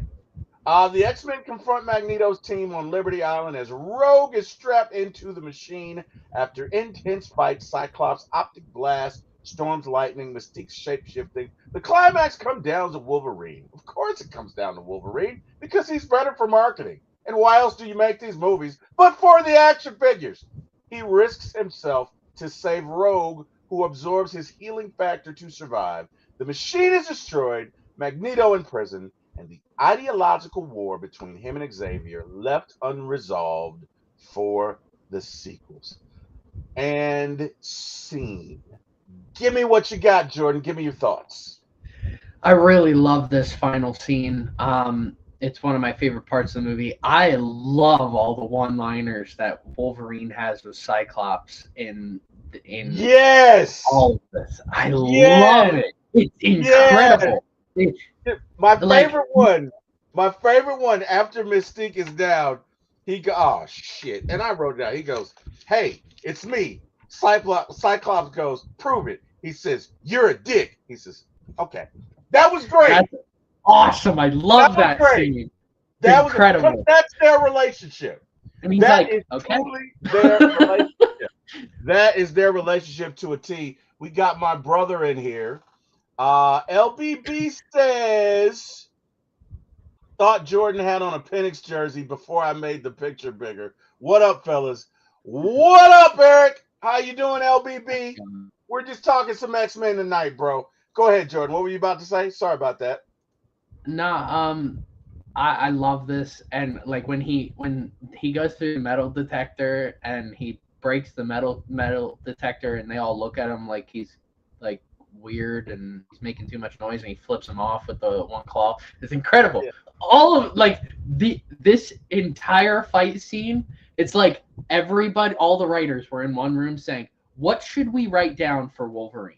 Yeah. And they didn't even care about anybody else. Yeah. They didn't care about anyone else so much that they had Storm say the worst line of dialogue in the history of any X-Men movie ever, and maybe any Marvel movie. In the history of any Marvel movie ever. It was terrible. It was terrible. Like, all right, now let me get into the backstory of that line. So this movie was going to be longer, and Toad was going to say a bunch of things along the lines of his dialogue in the movie, which he didn't have much in this iteration, but in the longer version, he had dialogue saying, did you like about facts about Toad, saying, did you know a Toad does this? Did you know a Toad can do this? And that's where she gets the line of, do you know what happens to a Toad when it's struck by lightning? Because he had already been, it was building up to that. Monologuing. And it made, and to this day, when I hear this line, even though I laugh, hearing that and thinking about what it could have been, I'm like, that would have made total sense to put that line in. but by keeping that line in makes no sense whatsoever. So it's None just at all. this empty line that's just hilarious. And It's like an offbeat riff, right? yes, It's like an offbeat riff in a song. Is what it is. yes. Yeah. I love this final, the whole final battle. Everybody is involved in it, but Wolverine ultimately wants to make the sacrifice play. He's upset because he thinks Rogue dies, but he ends up living. Everybody's got a part to play. Him and Wolverine and Mystique's fight was incredible. It was. I like that they showed specifically Wolverine's claws cutting her fake claws, whatever they were, because to show that like she replicates what they look like, but not necessarily their power set. What they're made of. Correct. Yeah. So, but yeah, I love this final fight scene. It's an awesome fight scene at the Statue of Liberty too. I mean, we wouldn't get another Statue of Liberty fight until No Way Home, which is awesome. So yeah, it's I love this. I love this final fight scene. It's awesome to think about. We followed it up with like two really good fight scenes because I really love the train station fight scene so much. And I love that Professor X is involved in it and like stopping the bullet from from killing the guy. Like it's such an awesome scene and it keeps you on the edge of your seat that whole scene. I like when the kid looks at Cyclops with the glasses and because he's looking at him like that, like almost like cool sunglasses, and then the mom like pulls the kid away. Let's go, Junior. Don't be looking at that mutant. Let's go, buddy. He's dangerous. I love that whole fight scene. I love both these fight scenes. I think maybe there could have been like maybe more of a gap of of stuff going on in between these fight scenes, but there were two heavy hitting fight scenes back to back. They were, and I really liked where he grabbed him by the neck and was like, because what it showed is, Professor X can control multiple people at a time. I thought that was cool. Like he's got Sabretooth and Toad talking to him. I thought, and to your point, he's stopping the bullet, right? I thought that was kind of cool. Eric says, "What up, fellas?" Eric says, "Thought Jordan had a Penix jersey on before I made the picture bigger." Dixon Way is in the building. What up, Dixon Way? How you doing, man? Hopefully all is well, brother. Hopefully all is well. We're just talking X-Men tonight. So yeah, I really liked that scene. Me personally, I like the train scene better. I also like the train scene better. I like the train scene better. I like the Statue of Liberty scene, but specifically in the CGI when Wolverine almost falls, it was kind of Matrix-y. You get what I'm saying? Yeah. Like you could tell it was. that wasn't it for just a second. Yeah. So it wasn't the greatest, but I really liked that train scene, specifically with Professor X, because that's the first time we really get to see his powers on full display with everything he can do. He can not only read minds, he can take control of a person. We really get to see how powerful he is, right? Yeah. So I did like that. And I like the exchange with Magneto, because even though he's got these guns up, he could have killed them all. He doesn't. So even in his engagement towards the police, he shows restraint, because he could have just been like, you know what, I'm about to waste all you people. Watch that. He doesn't. Now he cocks it back. He cocks the hammer back. He drops the cars, but nobody's hurt. It's kind of like an early G.I. Joe cartoon where all these bullets are flying and nobody dies. I'm just saying. He doesn't kill anybody, right?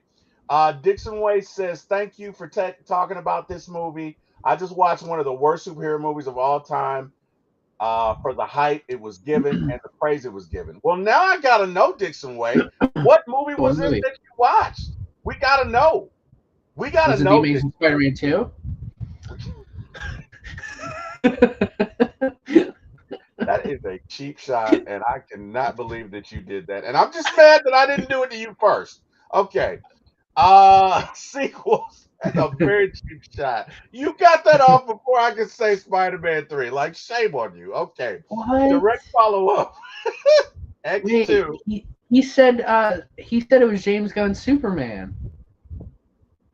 Oh, it's not. Well, but see, but you got to think, right? So Larry, I don't think Larry is as old as me, Mhm. but Larry seems like he was kind of.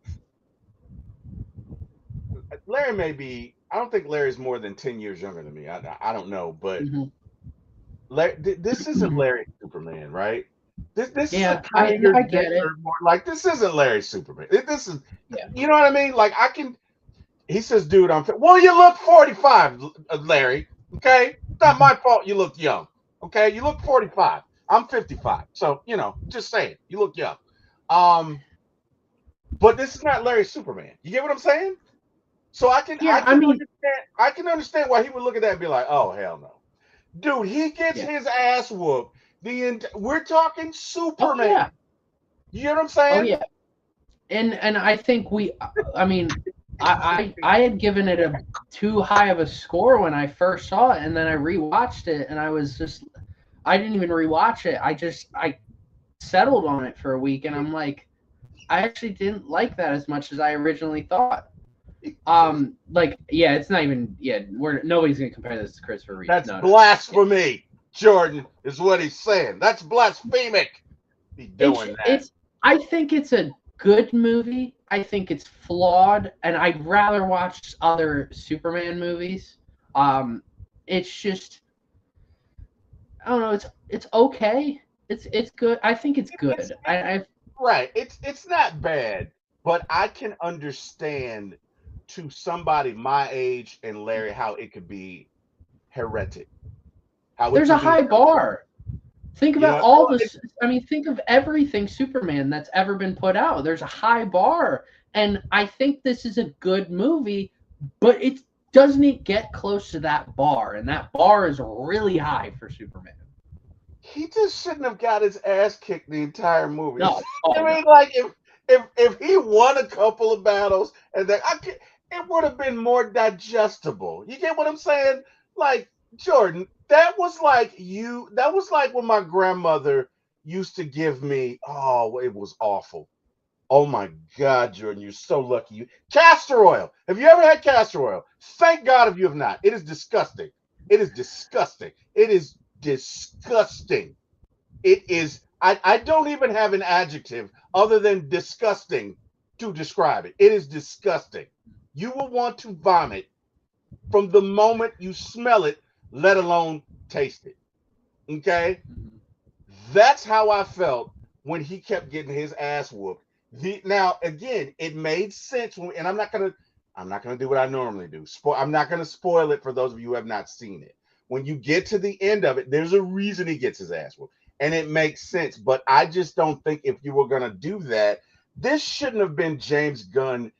I don't want to say weaker, but this kinder, gentler Superman should not have been James Gunn's introduction to the world. Even with that being said, I get why he did it, right?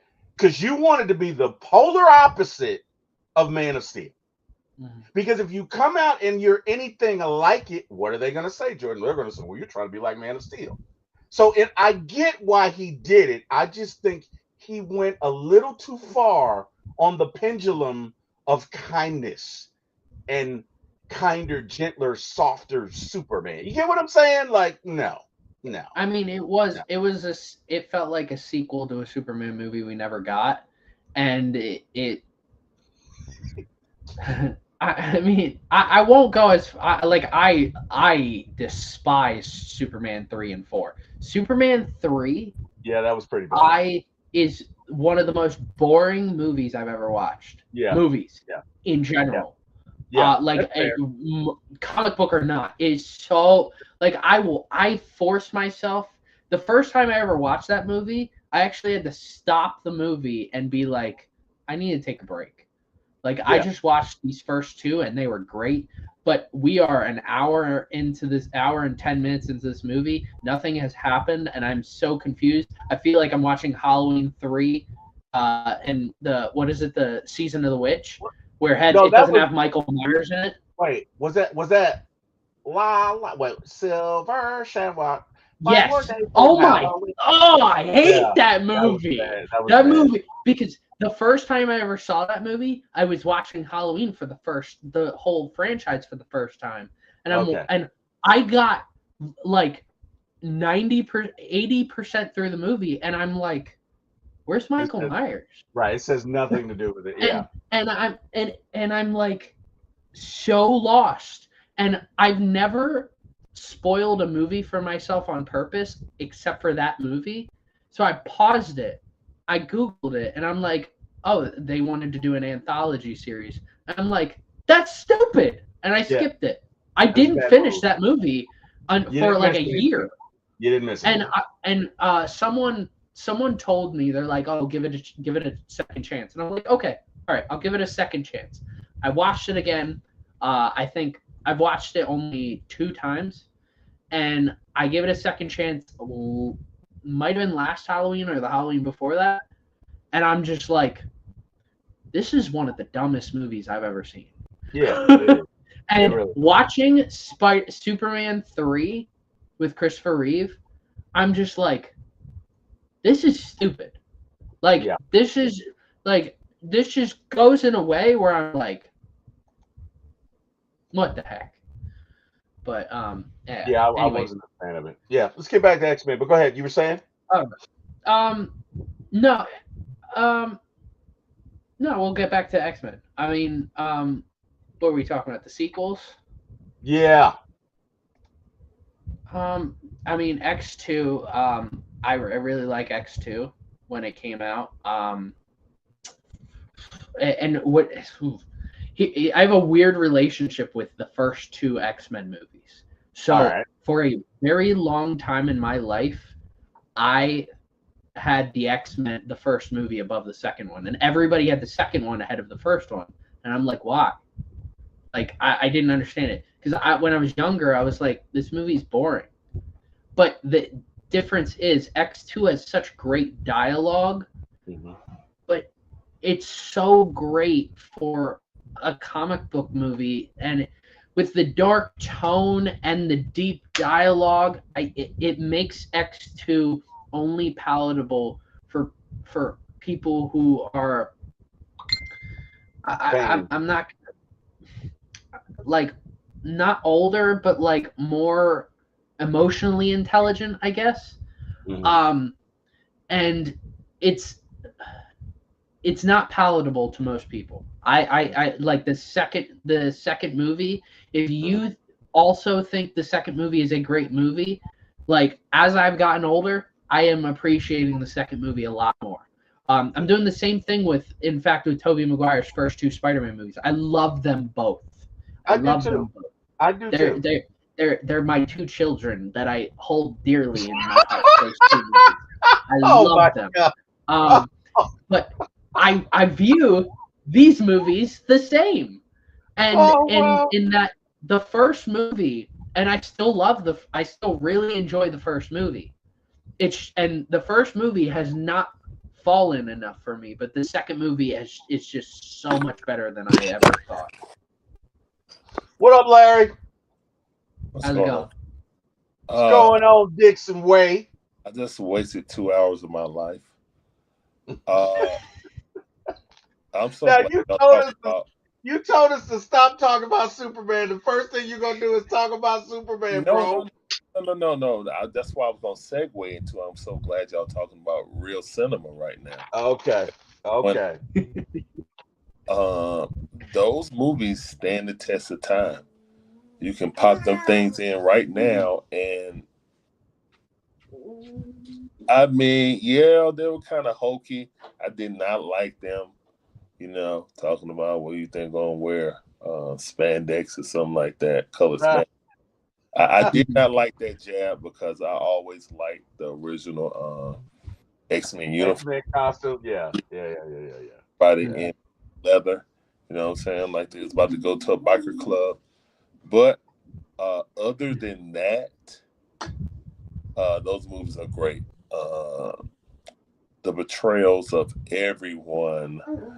I know some Cyclops people don't really like those because how they portray him.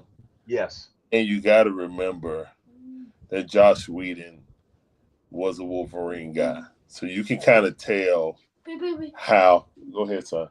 You can tell how those movies were skewed. People that didn't like Wolverine, even though Wolverine was carrying Marvel at the time, they would be like, hey, you know, why would you do Cyclops like that? Storm was lackluster. Yeah, they could have definitely did better than having Halle Berry. I don't think they knew how to write her. To be honest with you, the only woman in that movie that I thought was written okay, and Jordan didn't even like her, was Rogue. But Storm, Jean Grey, bland. Just bland. No salt, no sugar, just bland. Just you know what I see when I see Stepford Wives? When I look at them. That's how they're written. There's no depth. There's nothing. Well, right? you know, at Jean until they got to the Phoenix Saga, she's pretty bland. Right. That's how she's written though. It's kind of like Captain Marvel, how she's written in the first one. Very stoic, just bland, right? But go ahead, Larry. I'm sorry. Go ahead. What I would, you can get something to drink, son. Go ahead. What I would say is that I feel like the disjustice in those movies, I always said this, was Ororo. Yeah. Ororo is such a powerful character. Yes. Not just on her skill set, but her everything. You know what I'm saying? She's a warrior. Yeah. So for me, she's a warrior, yeah. Really gave justice was X-Men 97, to be honest. Or X-Men in general, the animated series. Larry, calm down. That's the only thing that I even feel that gives her justice, or the X-Men cartoons. Like, other than that, outside of comics, you know what I'm saying? I agree. And like video media, that's the only one that's really give her instructions. Yes, that's the only thing that really gave her any gravitas. So, I kind of, that was the only thing I really didn't like about those X-Men movies in general. But other than that, I think they had everyone dead on. Professor X, everyone. I mean, look, those are some of my favorite comic book movies. X1 and X2. Larry, give me your favorite fight in an X-Men comic, and I'm gonna ask Jordan the same thing. But in a comic, not in a animated series, not in a movie. Hulk Wolverine. When Hulk fought Wolverine. Yes. In an X-Men comic. Okay. All right. Jordan, your favorite fight in an X-Men comic? It was probably when Magneto turned Wolverine. He pulled out X-Men or Wolverine. Yeah. He pulled out the animating. Yeah, Wolverine just went to jelly. That was mean. That was it. Yeah. Oh my God. I take that back. Yeah, that's probably enough. Yeah, that's. It would. Yeah. It would have to be because, but Hulk and Wolverine, man. Oh my God, that fight. Mm-hmm. Oh, they got after it. But you know what was interesting is that after Magneto does that to Wolverine, Charles took his mind. Like that is the first time. What's the name? You said what? That's how you got. Why am I blanking? What was his Onslaught? Onslaught, yes, that's how you got Onslaught. Yeah. Onslaught.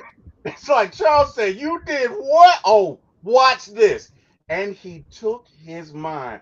Well, you know how powerful you got to be to he took his mind. Maybe could always do that. He just would never do it. He would never do it, right. Cool. Right. You know what I'm saying? Right. But with the new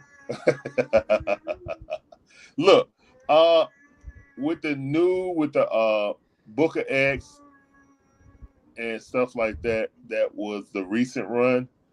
Mm-hmm. Wow, I did the digital. Looked at all those comics digitally. Mm-hmm. Wow, what they're doing right now. Wow, I like tell you what, like one of my villain favorite. Scott is the best villain. Well, he's not I really tell a you, villain. you said who's the best villain? Scott Summers. Oh yeah. Oh, okay, yeah, yeah. When basically he turns into Magneto because he's mad because he's Yeah, upset. Yeah, yeah, yeah, basically, yeah, yeah. Well, and it's interesting how these characters evolve yeah. because it's like even in a lot of those iterations, and I can't remember. I know there's House of X, but that's where Wanda goes crazy. But Yes. there's another one where Charles Xavier is basically saying to the world, look, we have these drugs on this new island, and it's not Genosha. I forget what new island they're on. Krakoa, man. Krakoa, right. But Krakoa is an entity, it's a mutant itself, Yes. right? Yes. And they're on this island, and Charles says to the world, we have these drugs, and they will cure, one of them will cure any disease Yep. that you have, and the other one I think will cure any mental disease. And he said, normally I would give them to you, but you guys have treated us so bad, we're gonna sell them to you. Okay. And we'll sell it under one condition, and that is you make us a nation and an entity into ourselves, and we have a seat at it. What's that? The NATO. United At Nations. NATO. Right, Yeah. right. And again, watching Charles this way, it really seems like he's turned into Magneto, right? It's No, a, he it's a, was. it, He it's a was. weird thing going on. You So know, yeah, he said we got to kill Wanda because she is like the dimensional, you know what I'm saying, world breaking, dimensional breaking. Yeah. Like, she's an yeah, omega level mutant. yeah, She's an basically. omega level mutant, and she's a reality warper. Yep. And those are the most dangerous ones, right? The most dangerous characters in Marvel, in my opinion, would be the Beyonder, Franklin Richards, Yeah. Wanda, and Mad Jim Jaspers. Mad Jim Jaspers scares the shit out of me Okay, because yeah. there's nothing you can do to him, and he's crazy.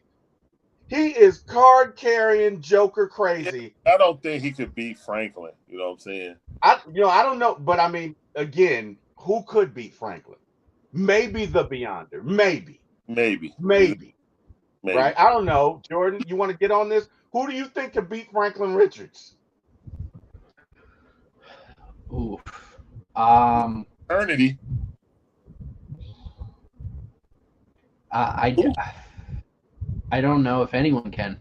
Yeah, I don't. I mean, if you're thinking about like all of the most powerful beings at their peak, I don't think anybody can beat Franklin Richards. I mean, he can reset the entire universe.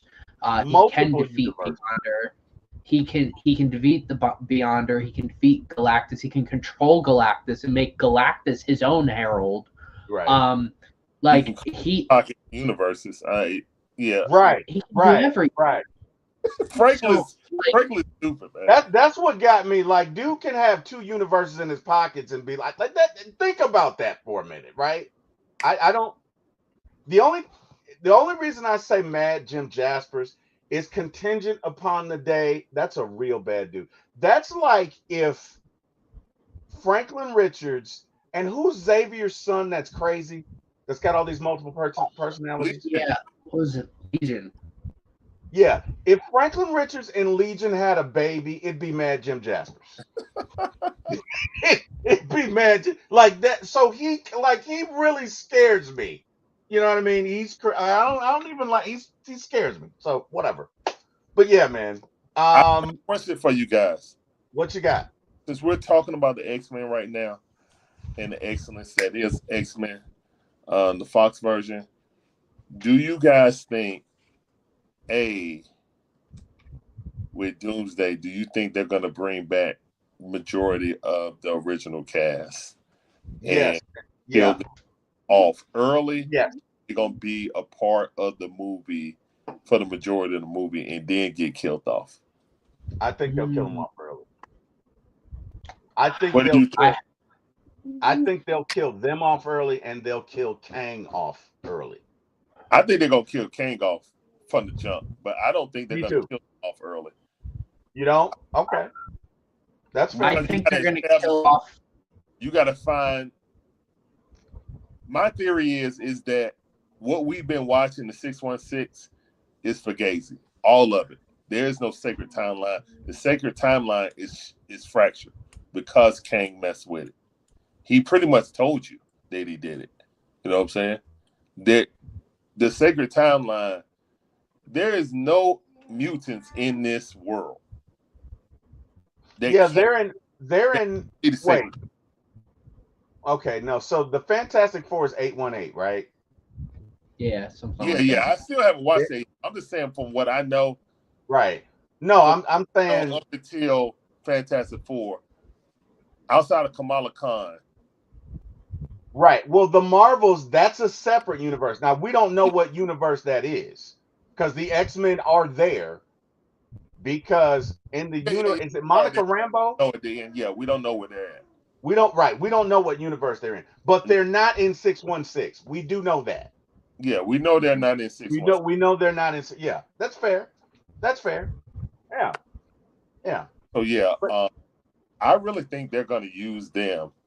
A lot of the original cast. I really do. I think they're going to use a lot of them because the incursions and stuff like that, they're going to have Battle World. And that's how a lot of these characters are going to die, in my opinion. That's just in Secret Wars, that's what's going to happen, in my opinion. They're going to do Battle World. And yeah, that's what's going to happen. You think the Beyonder is going to be in this one? Going to use these characters like extensively in Doom. Yeah. You think the Beyonder is going to be in this one, Larry, or no? No. Jordan, you think the Beyonder is going to be in this one? No. No, I think Franklin's going to be Franklin's going to Doom the power. Yeah. I think Franklin's going to age. Yeah. I think they're going to up age him. Kind of like, Cable coming back. Mm-hmm. Franklin's going to come back like he always does. Come back. Hey, I'm from the future. Huh? Yeah, you need to do this, this, and this. Yeah. Everything's going to go. Or Doom. I think that's why Doom wants to, manipulate. Please, Russos, do not mess this up. Please don't mess this up. But yeah, it needs to have elements of Battle World. That way you can really use the X-Men old cast extensively and give them the proper deaths. You know what I'm saying? Same thing with Blade. I think Wesley Snipes is going to be in Battle World. I mean, in Secret Wars. I don't think he's going to be in Doomsday, but I think he's going to be in Secret Wars. You think so? Yeah, I'm pretty sure he's. Because right now, the Blade movie has been canceled. Yeah. So they are very right to literally just say, hey, we're going to use Wesley Snipes in Battle World, and then we will figure out what the heck to do with Blade afterwards. Or we might just trash it. I don't think they're gonna. I don't think they're gonna. I don't think Blade will see the light of day. Maybe Wesley Snipes, but the Mahershala Ali, I don't think that sees the light of day. I mean, they ruined it when they got rid of because the script, the new script, was being done by what's the name who did X-Men 97. Yeah. So I did not know that. Now that I didn't know. Yeah, okay. Like this is why it took so long, because remember it was going through a Mahershala after they made that announcement. It was 2 years of bad scripts, and he was like, "Yo, he was about to quit." And then they got our boy who did X-Men 97. They got him on it. Then they actually was about to start principal thing going filming. Mm-hmm. And then everything happened between him and Disney and the drama, and then they cut it. And then ever since then, they've been trying to erase him from everything that they were doing moving forward. That's another reason why they got the Russos, because they wanted to go in a different direction. I think they were about to go one way, but then that's why X-Men 97 didn't come out this year. It was supposed to come out this year. It's coming out next year, hopefully, because they had to pretty much just redo the entire thing because everything changed once they got the Russos back. I can dig it, man. I can dig it. Hey, let's talk about the criticisms of X-Men. So, pretty much underused team members, Cyclops and Storm, completely agree. Feel thinly sketched. The focus gravitates towards Logan, Rogue, and Magneto. A Yeah. frequent critical note and fan refrain. CGI age spots did, and there were certain ones that didn't age well. Compressed runtime, the brisk cut trim, subplots that could have deepened the Brotherhood and the school. I agree with everything on here. Larry, give me your thoughts. You agree? Anything? Any other criticisms you have for X-Men 2000? Yes, exactly. Everything was condensed. But back then, you got to think people's sophistication of comic book movies wasn't enough to have a deep story like things now. So while it was, when you go back and look at it, it was kind of paper thin on a lot of characters. It was just the right amount for an introduction. So when you're thinking about the era where we were in, I think it's fine. But for today's standards, it would be very paper thin. That's fair. Jordan, thoughts? I actually don't have too many issues with the CGI. I mean, the Wolverine scene towards the end on the Statue of Liberty, that's really it. I like how Mystique transforms. I've always been a fan of the way they were able to have her transform in these movies. They underused team members, but that goes also with this movie was supposed to be longer than it was. I mean, I'd mentioned that Toad was supposed to have lines that led up to why Storm said that line in the end, saying like you know what happens to a toad when struck by lightning, same with everything else.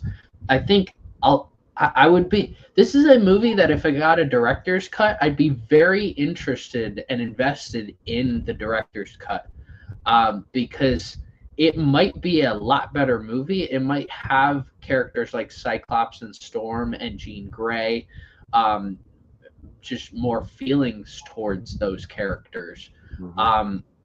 And that's really that's the main issue I have, is that there's a lot going on, and this is the issue with a lot of team movies. That's why not every movie can be the Avengers, because there's so many characters, and these are main characters. I mean, these characters, if written right, can have their own movies, all of them. So when you have a team movie where you're introducing everyone, it can be really hard to do, especially in this time frame. You don't really have any other movie to compare this to. This was the first. I mean, we can say this was the first team Marvel movie ever on the big screen, and it's really hard to do that. But I think with what they were given, they did a good job. So with that, I mean, the next, besides X2, the next non-X-Men team movie that we would get in Marvel would be what? Would be the Avengers. I think so, yeah. So, or no. All right, Fantastic Four? Fantastic Four. Yeah. And even then, I think that movie struggled. I still like that movie. But it struggled. I didn't think it was as good as this movie, but I didn't think we wouldn't get it. We definitely would not get a good team movie properly put together until the Avengers. So it is very hard to do something like this with the amount of characters and trying to cut it down to a certain time frame. And of course, I'm assuming the studio was who was doing this. I mean, I'm assuming the studio didn't want this to be. I'm assuming the studio didn't want the movie to be too long, so that Yes. they just cut it down to size. Yeah, they did. They 100% did. It was a lot of stuff, especially too, man. X1 and X2 could have definitely had more exploratory things for other characters. But again, it was based around Wolverine. What could we do to introduce the people? I mean, well, basically, it is a studio thing. What's the most popular character right now in the comics? Wolverine. How can we base this around Wolverine? Okay. That was what Joss Whedon was tasked to do. So, yeah, I mean, it is what it is, man. I don't, a lot of people, criticize X1 and 2, but to me, I just feel like those movies are the roadmap to other movies getting made, man. There is no Iron Man without X, in my opinion. I mean, hell, we already know because Kevin Feige was on a part of XMEN.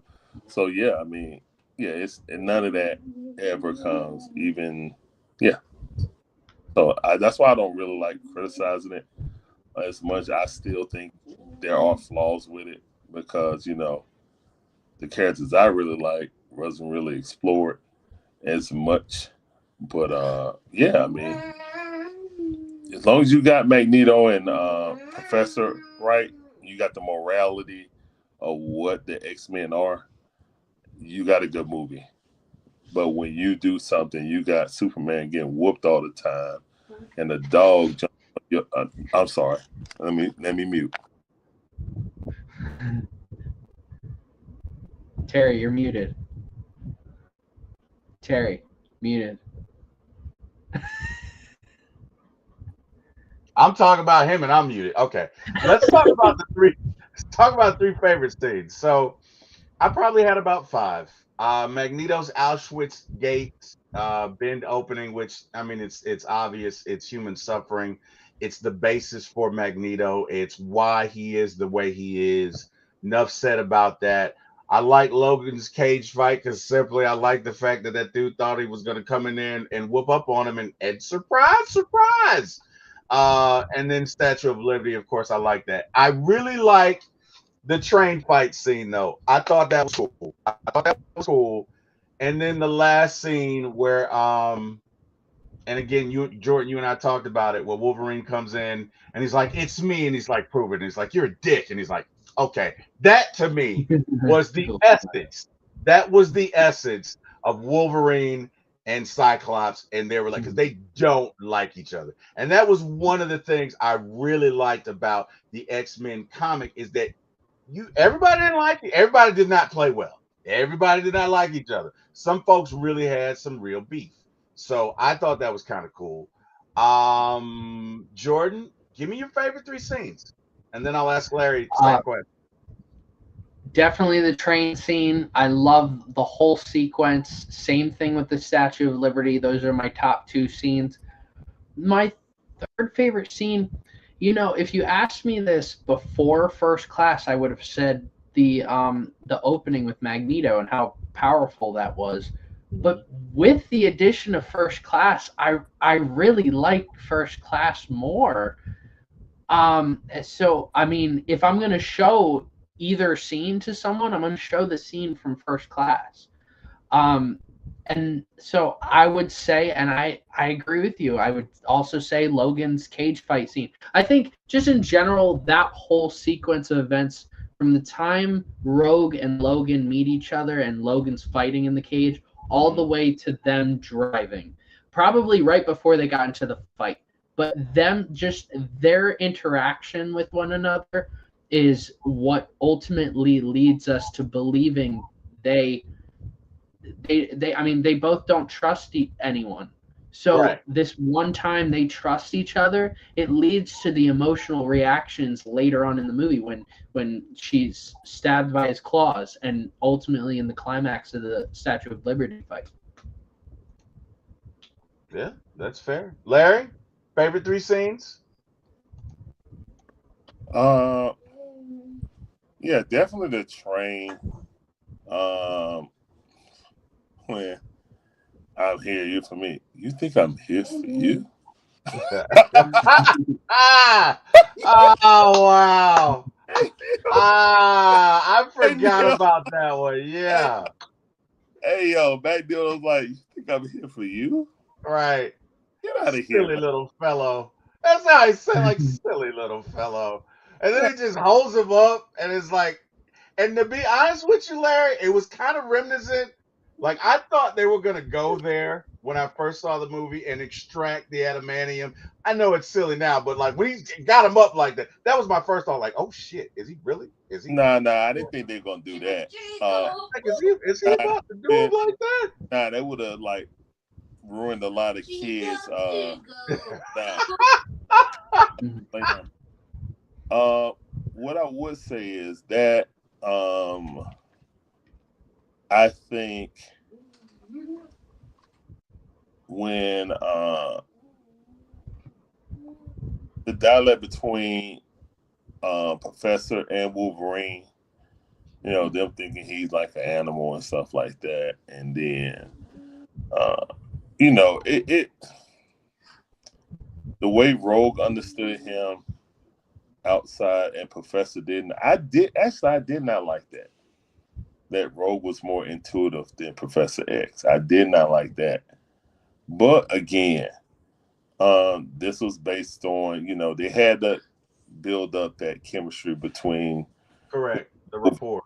and the protector of Rogue. And yeah, so look, man, I really don't want to nitpick, but yeah, the train, Statue of Liberty, of course.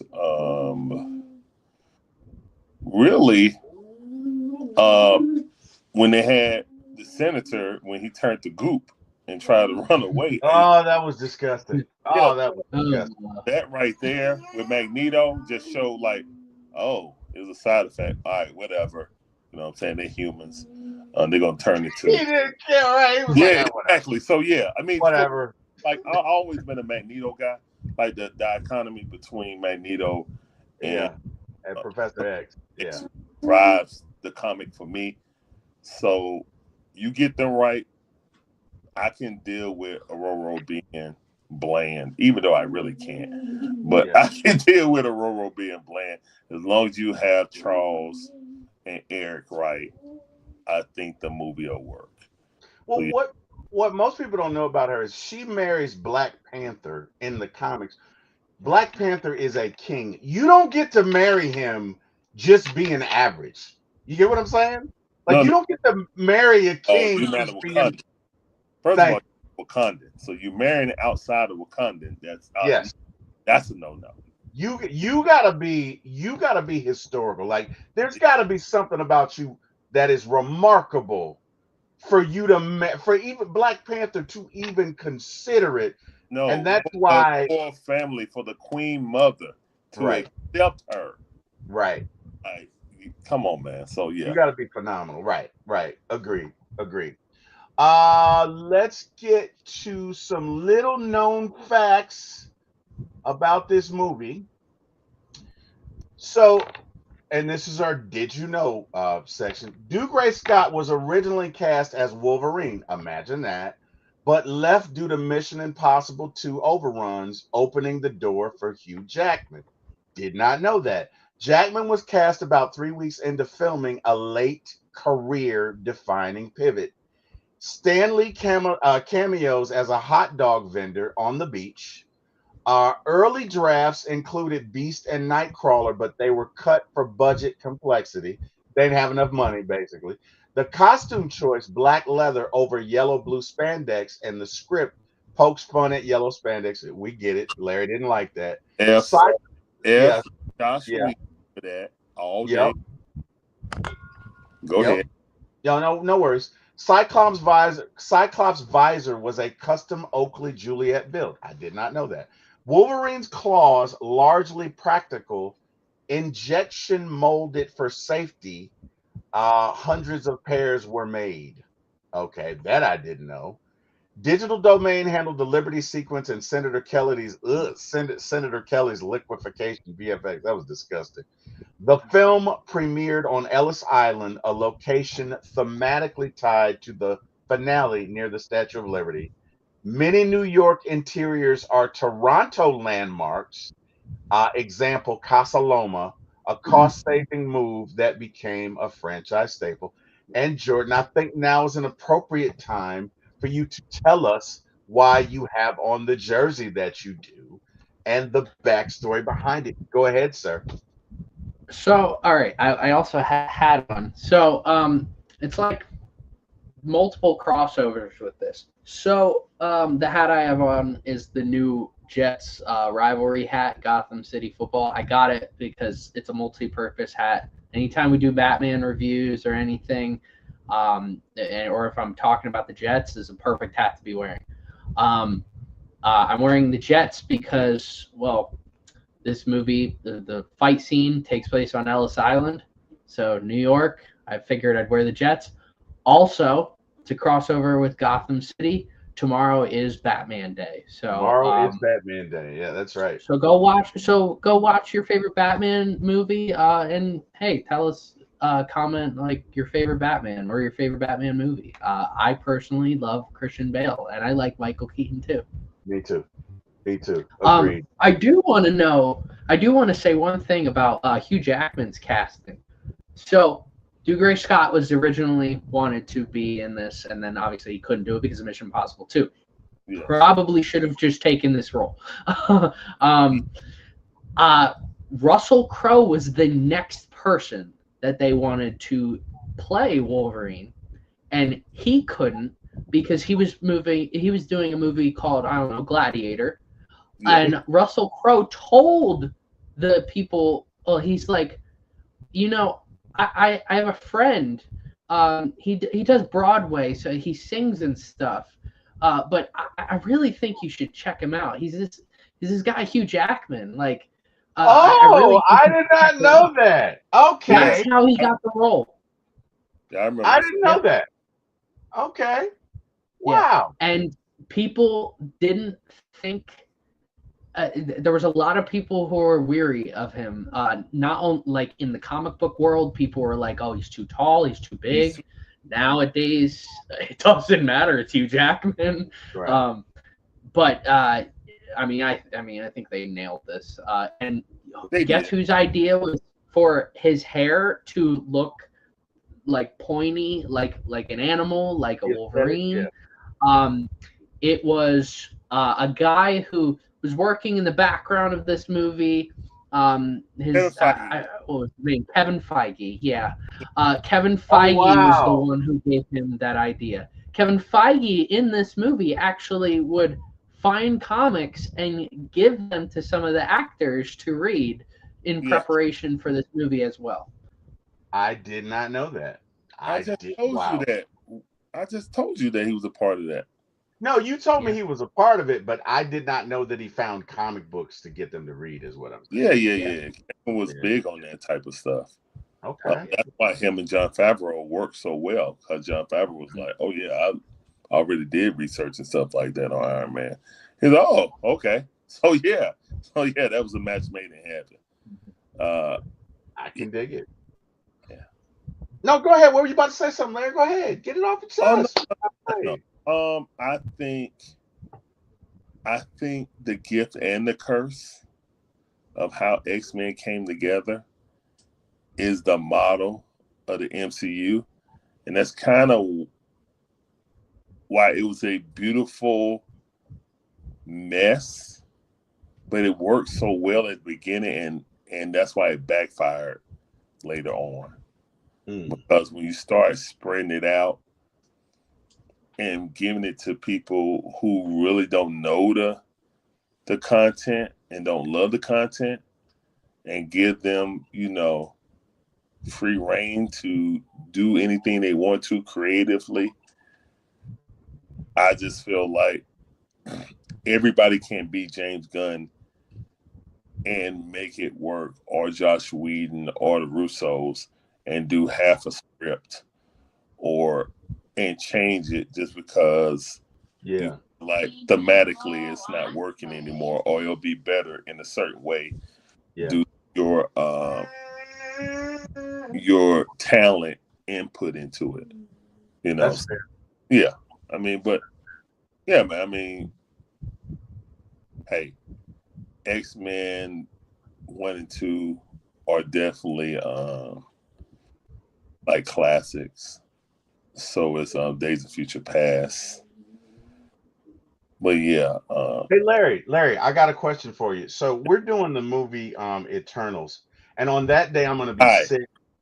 I'm gonna be sick on that day. So I'm just wondering if you want to like sub in for me. Just on that day, Larry. Just if you just want to sub in, like you just want to, if I can just tell you just on the Eternals, and maybe Spider-Man 3, but let's go with the Eternals first. Like if you could just sub in because that movie sucks. First of all, Spider-Man 3 is better than Eternals and this newest Superman. They all suck. I'm sorry. Well, I'm not gonna say the new Superman sucked, but No, it sucks. But dude, really, when you're a jet, you're a jet. You come on. Yes. Come on, Larry. Spider-Man 3 is better than this Superman. Even with that scene, Larry. Are you serious? Spider-Man 3. Oh my God, Larry. Now you know what, Larry? I normally agree with you, but I'm gonna have to disagree, Larry. I'm gonna have to press the button. What killed that movie for the dance scene, Larry? Really? The dance scene? You don't see what I'm talking about, Larry? Come dig on this. Oh my God. You my God. know what? I'm gonna go and revisit Spider-Man 3. Please do. I'm going to see it. Because the scene, just seeing Venom, I'm sorry. Horrible movie. But it's you want to cuss right now, but you in front of your son. I'm looking at your face. You want to cuss so bad, but you're in front of your son. Oh my goodness. It's so bad, man. It's so bad. Like, oh my God, it's so bad. Oh man. Think that people, I just caught that. I'm looking at you. I'm like, he want to cuss so bad, but he's like, that's a good parent right there, man. That's I get it. I just think a lot of people wanted this to be they wanted to be good because they know if it failed, that would be the end of DC. So I get it. How much did it end up doing? How much? It made its money back. It made its money back. It's over 500,000 now. Which 500 million? movie? Spider-Man or Superman. James Gunn Superman. He made the money 700 million. Yes. Okay. He made his money back. You know what I'm saying? So that's in the studio eyes, that's a victory. He said he didn't care if it made the money back. There's a lot of people that agree with him. That movie was made to repair the damage that the DCEU did with mediocre movie after mediocre movie after mediocre movie. My thing is this. I'm gonna watch it again, but I'm telling you, man, it feels so much like Rise of Skywalker, man. It feels like that everything he did was kind of like just instead of making his own Superman movie. I'm sorry, it just felt like he was trying to throw jabs as Zach, man, and I was just or at least be the total opposite. At a minimum, you know, at a minimum, he was trying to go in another direction. I wish it could have even been like that weak cartoon they got right now. It was not even as good as that, and I don't even like the new Superman cartoon. Like that Superman cartoon is the new animated Superman is better than what I just watched. God, I'm sorry, man. XMEN is a masterpiece. Ian McCullough, the GOAT. Patrick Stewart, double GOAT. Hugh Jackman is Wolverine, even though he's way too tall. Yeah, man. And more respect and please, Marvel, do Scott right. I need evil Scott. And I need Scott to be like, man, the hell with y'all. Like seriously, like why? I need Scott to be like, yo, why should I even mess with y'all, man?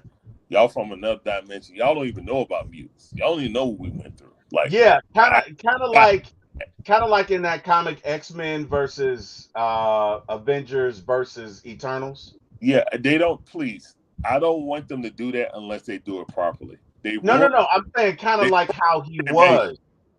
Like how he was when Captain America started talking, and he was like, "No, wait a minute. Now, whenever we have a crisis, Cap, y'all never got. You remember that conversation?" Yeah. And he said, to Captain America, y'all never got involved. Y'all never defended y'all us. never got involved. Y'all just Right. sat Y'all never defended us. Exactly. Yeah. So, yeah. No, I can. But no, that was kind of a throwback to what they did on X-Men 97 when Rogue was asking. He said, "Oh, you know what? We couldn't get involved. Okay, well, since you couldn't get involved, toss that damn shield into wherever it went to."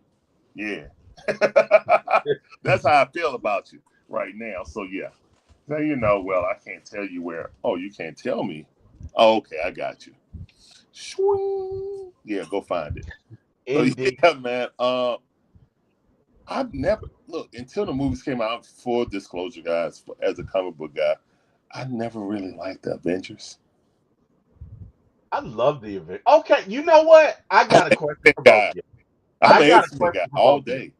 I got a question for both of y'all. All right. Mhm. So let's say, for whatever reason, right? This is even worse than super Secret Wars, but it's for groups, right? So let's say you got the Avengers versus the Defenders. Now understand the Defenders are a lot larger than street level folks. If you know the origin of the comics. So Yeah, I let's know. say you got the Avengers versus the Defenders versus the X-Men versus the Fantastic Four versus the Illuminati versus the Inhumans, and we know the Inhumans are going to die first. Who wins? Yes, I was about to say, why did you even add that? I don't know, just because I was in the moment, and the moment said do it. Who wins? Who wins that classic battle? Who wins? And I know you have some dudes that are in all of these groups, but let's And you just. got one in the Avengers. You can't do that, man. Like, what era you want to talk about? I'm just Yeah, saying. which group is Spider-Man in? Because he's worked with all of them. Exactly. Spider-Man's in the Avengers. Is interesting. That's interesting. That might. That's an interesting one. Depends on where Wanda is, in my opinion. It's always depending on one. Is Franklin born by now? Okay, it's Franklin. Oh, Like yeah. that's what I'm saying. Like, No, Franklin's not born because that if Franklin is here, that's over. That's not even a conversation. Exactly. Is Guardians of the Galaxy involved? No, they can And if be. so, It could be. if so, is Adam Warlock a part of the Guardians of the Galaxy or the Avengers? Well, if you're going to bring in Adam Warlock, then now you have to bring in Franklin Richards. And if you're going to bring in Adam Warlock, you also have to bring in the Sentry. If you're going to bring in Adam Warlock, you got to bring in the Sentry. Yeah. And the Void would destroy. And if you're going to bring in the Sentry because of the Void, you now have to bring in Franklin Richards. Yeah, exactly. Then so, I'm going Fantastic Four in a heartbeat. And Well, Spider-Man's going to wear the bag on his head, and he's going to join them too. I always wonder, like, okay, what's more powerful, Franklin or Phoenix?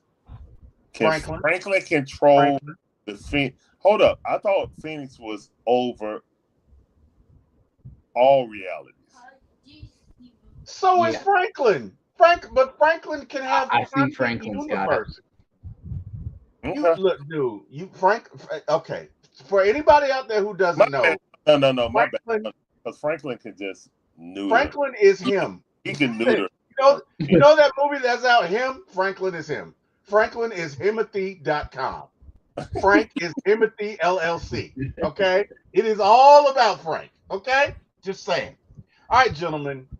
Now we are at the point where we got to rank this movie.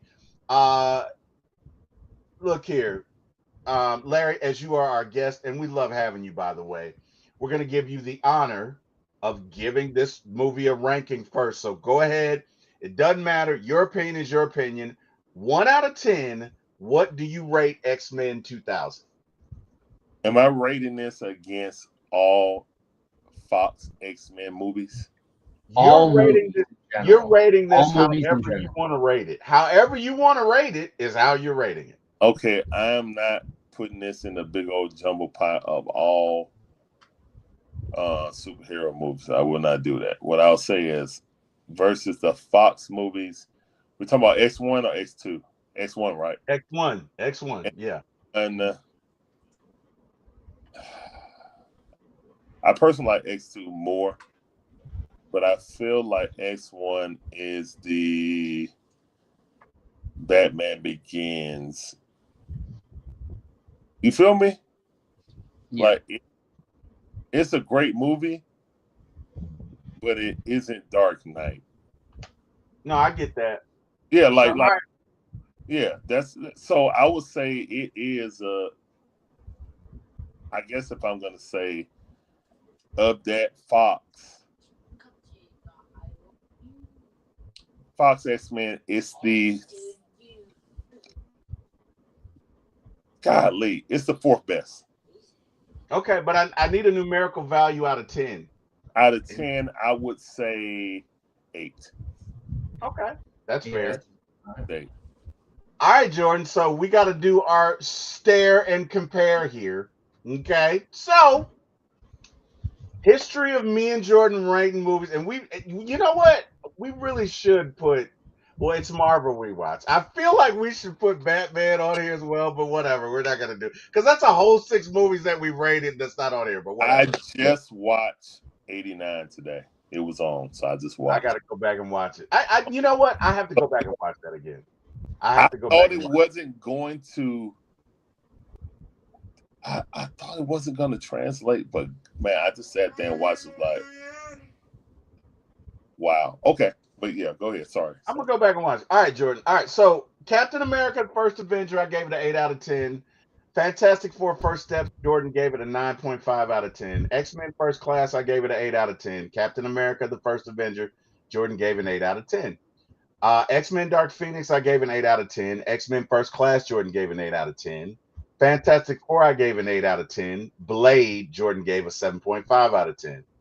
Blade, I gave an 8 out of 10. X-Men Apocalypse, Jordan gave it a 7 out of 10. X-Men Apocalypse, I gave it a 7 out of 10. X-Men Dark Phoenix, Jordan gave it a 6 out of 10. Hold on. What did y'all give Apocalypse? Okay, I gave it wait a minute. What did I give Apocalypse? I gave it a 7 out of 10. We both gave it a 7 out of 10. Okay, that's a 5 for me. Okay, that's fair. That is fair. And maybe in later iterations we can get into why it is. But Yeah. We don't have to talk about it now. But yeah. Yeah, but hold on to that because we will discuss it at a later time. So yeah, Jordan gave Dark Phoenix a 6 out of 10. I gave Captain Marvel a 5.5 out of 10. Jordan gave Captain Marvel a 2.5 out of 10. A 1. Jordan's mean. Jordan's just a mean person. A 1. Jordan gave X-Men Origins Wolverine a 4 out of 10. I gave it a 5 out of 10. Jordan gave Blade 2 a 3 out of 10, which really shocked me. Man. I gave it a 5 out of 10. You said Wolverine Origins was better than Blade 2? Very slightly, yeah. I gave them both negative reviews. I like anything less than 5 is a negative review. I'm not going to recommend it to anyone. Yeah. So, and then he gave Captain Marvel a 2.5. All right. So Jordan, you want to go first? Captain Marvel. Yeah, it's fair. I mean, it is what it is, man. Like, that's the beauty of ranking. Like he sees it one way. I mean, we are aligned, with the exception of Captain Marvel and I think one other movie. But for the most part, we're aligned. Jordan, what'd you get? You want me to go first, or you want to go first? What do you want to do? I want you to go first, and I also want you to tell me what you think my rating is. because you said you thought you knew what my rating would be earlier on. Oh, And I wanted to hear your okay, thoughts. yeah. The Jordan vibes I'm getting off this movie, 6 out of 10. 6 out of 10 all day long. 6 out of 10. That's me. Now I could be wrong. I've been wrong before. I'll be wrong again. But the vibe I'm getting off that Jets jersey is a 6 out of 10. It is not. What is that? A number 8? It ain't an 8. It's not an 8. It's a 6. I'm gonna give this movie. I'm gonna do a Jordan rating, and I'm gonna give it a 7.5 because it was the first of its genre, and as such, there were certain technical limitations that they could not move past that. So I'm not gonna really count the CSG against it because it was really just that one scene with Wolverine on the Statue of Liberty. It was the first, even though the characters were underdeveloped. It felt like that this was the first of its kind. They needed a hit. They didn't want a chance that if it was 2.5 hours or whatever, that people wouldn't dig it. So because of that, I'm going to give them a 7.5 out of 10. Now, Jordan, tell us, what are you giving this movie? So it's funny, when I went and did my X-Men universe rewatch, maybe like 6-7 years ago, I gave this movie an 8 out of 10. I think that's where I was kind of stuck at for close to 20 years. Now, if I'm now comparing it to all Marvel movies and all movies in general, because I rate all the movies this same way. A 9.5 out of 10 Fantastic Four, same thing with any other 9.5 out of 10 movie. For me, I really enjoyed this movie. The dialogue is, I think, the biggest issue I have with the movie, but otherwise, it's a good movie. I give it a 7 out of 10. I have it just below X-Men Apocalypse. I was close. I was so close. I give it. So you put it above X-Men Apocalypse and below Blade. So we have it in the same position. We both have it as a sixth movie. That's fair. But I put it just below Apocalypse. I think I'm more entertained by Apocalypse, even though it's not great. I'm just more entertained by Apocalypse. If you ask me which would I rather put on, I'm going to say Apocalypse. And that's an unpopular opinion. I think most people would say they'd rather put on the original X-Men movie, and that's okay. Again, if this was 6 years ago, me would have had it an 8 out of 10. But I don't think it's aging well, especially with Deadpool and Wolverine kind of like throwing, like, it's okay to be comic booky. It's okay to do that. It is pushing this movie to not age well. But either way, I still think this movie's really good. 7 out of 10. I just really enjoy this movie. And I'll always pop in a VHS of this movie. I really thought you were going to give it a 6, but hey, man, I was close. It's all good. I promise you I was getting 6 vibes off you, but whatever. I mean, you never know. What you got, Larry? Jordan. Yeah. What is the redeeming quality of Apocalypse over X1? Is it faster? I'm trying to find out. I'm trying to keep the other side. Overall, and I've voiced this before that I love James McAvoy and Michael Fassbender's portrayals of Magneto and Charles Xavier. Yes. And I think they pushed the characters in a direction that Patrick Stewart and Ian McKellen just never could have, just because of how old they were. Now, if they were younger and they were doing those movies when they had, based off the time frame, it would have been great to see that. But I think they put the characters in the position to do that. Apocalypse is a character we've never seen on screen. While it's not the comic accurate Apocalypse, I do, and that's the issue a lot of people have with that Apocalypse, is it's not comic accurate. I still like it. It's not like Apocalypse in general as a villain top tier. Oh, yeah. And when it comes to this, I thought it was okay. In the same way that I look at Venom from Spider-Man 3, it's at the time.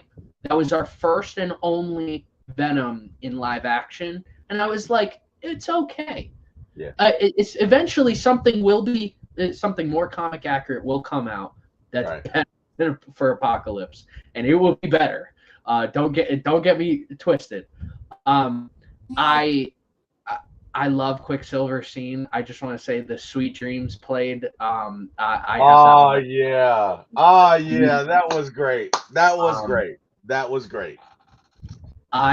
Overall, and I also what puts Apocalypse ahead is I think Apocalypse is able to have a lot of characters that I actually feel for when it comes to Cyclops, when it comes to Jean Grey, when it comes to Storm, when it comes to Nightcrawler, when it comes to, and that's only the younger group. That's not even just the older group. It's not even just like Beast or Raven or Mystique, whatever you want to call her, or Quicksilver or Magneto, especially Magneto. The scene of Magneto in the beginning of this movie where his wife and child die it is one of the greatest parts of any X-Men movie ever. So there are so many redeeming qualities that I have about that movie. And I mean, the reason it's not even higher is because there's just too much going on. Sorry, keep going, Jordan. I'm sorry. Keep going. No, the issues I do have is there's too much going on. And like with X-Men and that we just reviewed, it's like maybe there's not enough going on. Mm-hmm. And so I think that's the fault. That's why they're both 7 out of 10s for me. I think I have as many issues with the two. I'm just slightly putting both 7 out of 10s. Slightly, I'm putting Apocalypse ahead just because I find it a little more entertaining. Yeah, I really like the Quicksilver. I like Quicksilver. Now one thing I will say, I think Fox does Quicksilver better than Marvel. I will say that. I will say that. I think it's a fair statement. So yeah. Well, hey gentlemen, this has been fun. Larry, we do this every Saturday. So I mean, look, man, you know we love you on this show. Dude, you got carte blanche. Anytime you want to hop on here, man. You got an open pass, bro. You got an open pass. All you got to do is hit me up, say T-Wil, drop the link. Bam. It's there. Thank you for having me on, man. Great discussion. Thank you for coming. Thank you for coming. Jordan, I will give you Quicksilver moment, Magneto moment, a white thing. Those are 2 top tier moments in Fox X-Men history. I will definitely give you that.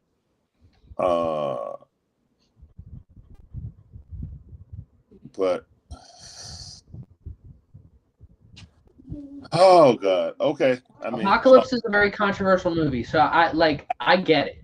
I just can't get with the Apocalypse, man. I'm sorry. Apocalypse is one of my favorite villains. Yeah, and there's no way that he would die. Apocalypse never dies. He really just says, "Okay, I've seen enough." Yeah, he is a Darwinist in every sense of the word. He really just wants to see if you can fight. This is what most of the time when he shows up, he's gonna start some mess. It's gonna be a fight, and when he doesn't kill anybody, he just reaches the point where he says, "Okay, I'm satisfied." But where I agree with you, Larry, in no way would the only person that could potentially kill Apocalypse is Jean Grey if she were imbued with the power of the Phoenix. But she'd have to be full bore Phoenix, like Jean Grey in her national state would. Definitely Franklin, but I'm just saying from a mutant perspective, Jean Grey would get that ass whooped. Okay, it wouldn't even be close. So I agree with you. But again, to Jordan's point, there were some, like, Quicksilver was great in all the movies. I agree with them. That Magneto scene where they kill his wife and he's like, you know what? I'm trying to behave. I'm trying to do it Charles's way. And y'all just want to make me go DMX. Y'all gonna make me lose my mind up, and he does. He kills all of them with the chain that was around his daughter's neck, which I thought was quite poetic. But he kills all of them so quick, and then he goes back to his job and says, "You guys want to know if I'm Magneto? Well, you're gonna find out today." Like, I thought that was like, okay, it was a little bit post officey, but still, I thought it was kind of dope. So I can agree with Jordan there. Anyway, hey Larry, tell these folks where they can find you, man. And like I say, man, you are welcome to come back anytime. By the way, Jordan, what are we doing next Saturday anyway? Oh well, next Friday is when Spider-Man comes back into theaters. Oh, that's so right. guess what we're reviewing next Saturday? We're reviewing Tobey Maguire's Spider-Man. I can't wait. I'm so excited already. So Larry, look, if you get a chance, I know you might not be able to, because I don't know if you're working a Braves game or whatever. I know you may not be able to catch the beginning of it, but if if we're here 2 hours or whatever, you are, again, when I tell you you have carte blanche, man, all you got to do is say, T-Will, drop me the link. I got you. Next week is a Georgia-Alabama game at 7. Damn. Like, that's right. Yeah, we ain't going to see you. That's right. Actually, speaking of, we're not going to be able to do this at 8 o'clock next week because we got Penn State, Oregon at 7:30. All right, so then what time you want to do it? Larry, do you have a Braves game next week? Next Saturday?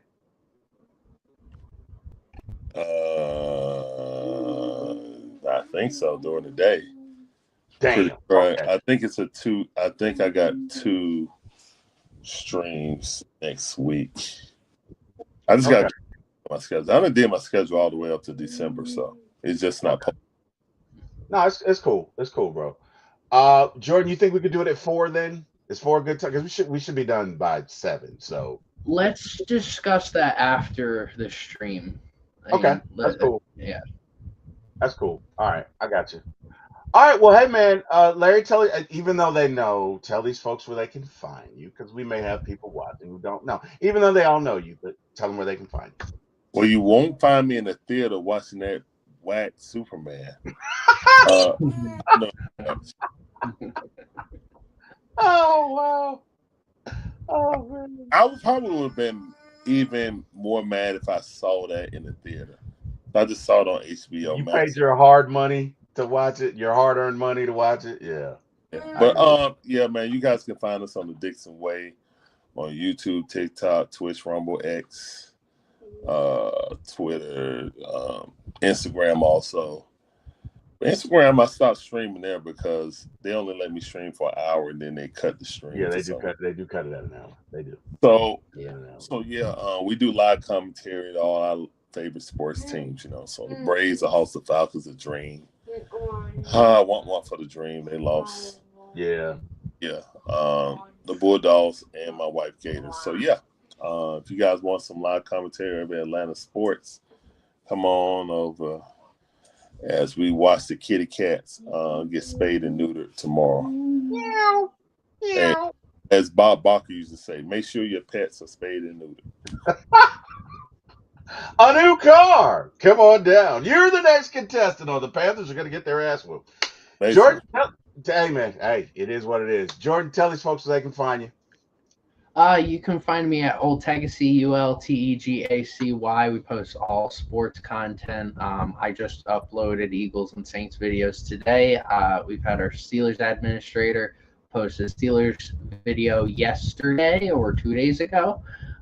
Bill's administrator, his video should be coming up either tomorrow or Monday. So we got video content for football. MLB season's winding down, so you're going to see some playoff videos as well for that. But all things sports. And when it comes to movies, I post on my own Instagram like whatever movie I'm seeing. For example, yesterday I went and saw Him. Very interesting movie. If you like football and like a heavy football and also like horror, this might be a movie for you. I thought it was good. I thought it was okay. You I give gotta it a tell 6 them out of no. 10. You gotta say it because the way you put it in that text was beautiful. Okay. You gotta say it like So that. the way I've been explaining this to people, and I love bacon. Who doesn't love bacon? I love ice cream. Who doesn't love ice cream? If you put bacon and ice cream together, which I've had before, I've had bacon ice cream before, and it's just vanilla ice cream with bacon chunks, and it's not bad, but it's not good either. It's two things that shouldn't go together. That's how I explain the movie Him to people. Okay, thank you. Like it's Larry. horror and football. It's a movie I can't even explain how it is a very unique movie in terms of I've never seen this idea presented ever in film. Just horror and football coming together. It's different. I've never seen a movie like this. Jordan Peele that it got greenlit. I'm pretty sure that's why it got greenlit, because it was Jordan Peele. Yes, I agree. Dude, when he sent me that text, I must have laughed for 5 minutes because I was like, what the hell are you talking about? Hey, man, to those of you who joined us in this chat, listen, we cannot thank you enough. I can't believe that we live in a world where we actually can come on here and talk about movies that we love every Saturday and people tune in. So, Larry, number one, thank you for joining us. This is so much fun. Jordan and I love this. We love Marvel Comics. We love DC, not as much as Marvel, but we do love it. And we love movies, man. And you put them all together, it's great. So, hey, man, we do this every Saturday. Everybody in the chat who joined, thank you. You could have been anywhere in the world. You chose to be with us. That is not lost on us. We appreciate it. We thank you. We hope you have an amazing weekend, and we hope your teams all win, with the exception of the Panthers. Sorry, Panthers fans, but we face you tomorrow, and it's going to be a beatdown on those. So, yeah, but hey, man, everybody else, good luck to your teams. We are here every Saturday on For My ATL Sports 1 and For My ATL Movies 1. Please like, share, and subscribe should you get the opportunity. Those are channels on YouTube. We appreciate you. To my panel, Brother Larry, I appreciate you. Jordan, you're my dude. I appreciate you. To Eric Parker and Jack Spade, who gave me my start in this business, I'm eternally grateful. Thank you, God, for waking me up. Thank you, God, for sending these gentlemen and everyone in the chat to me. You guys have an amazing day. Go Dogs. And yeah, man, we'll see y'all. Good night, everybody.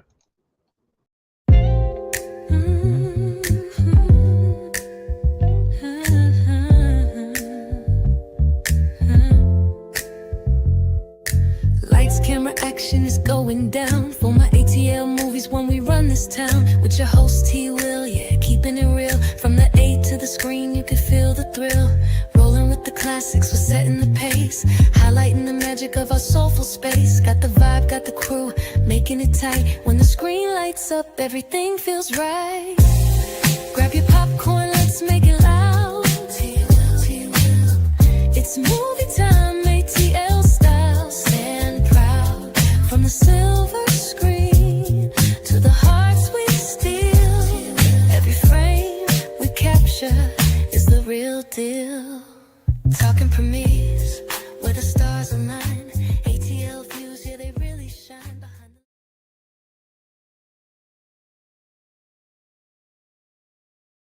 Good show, man. I thought it was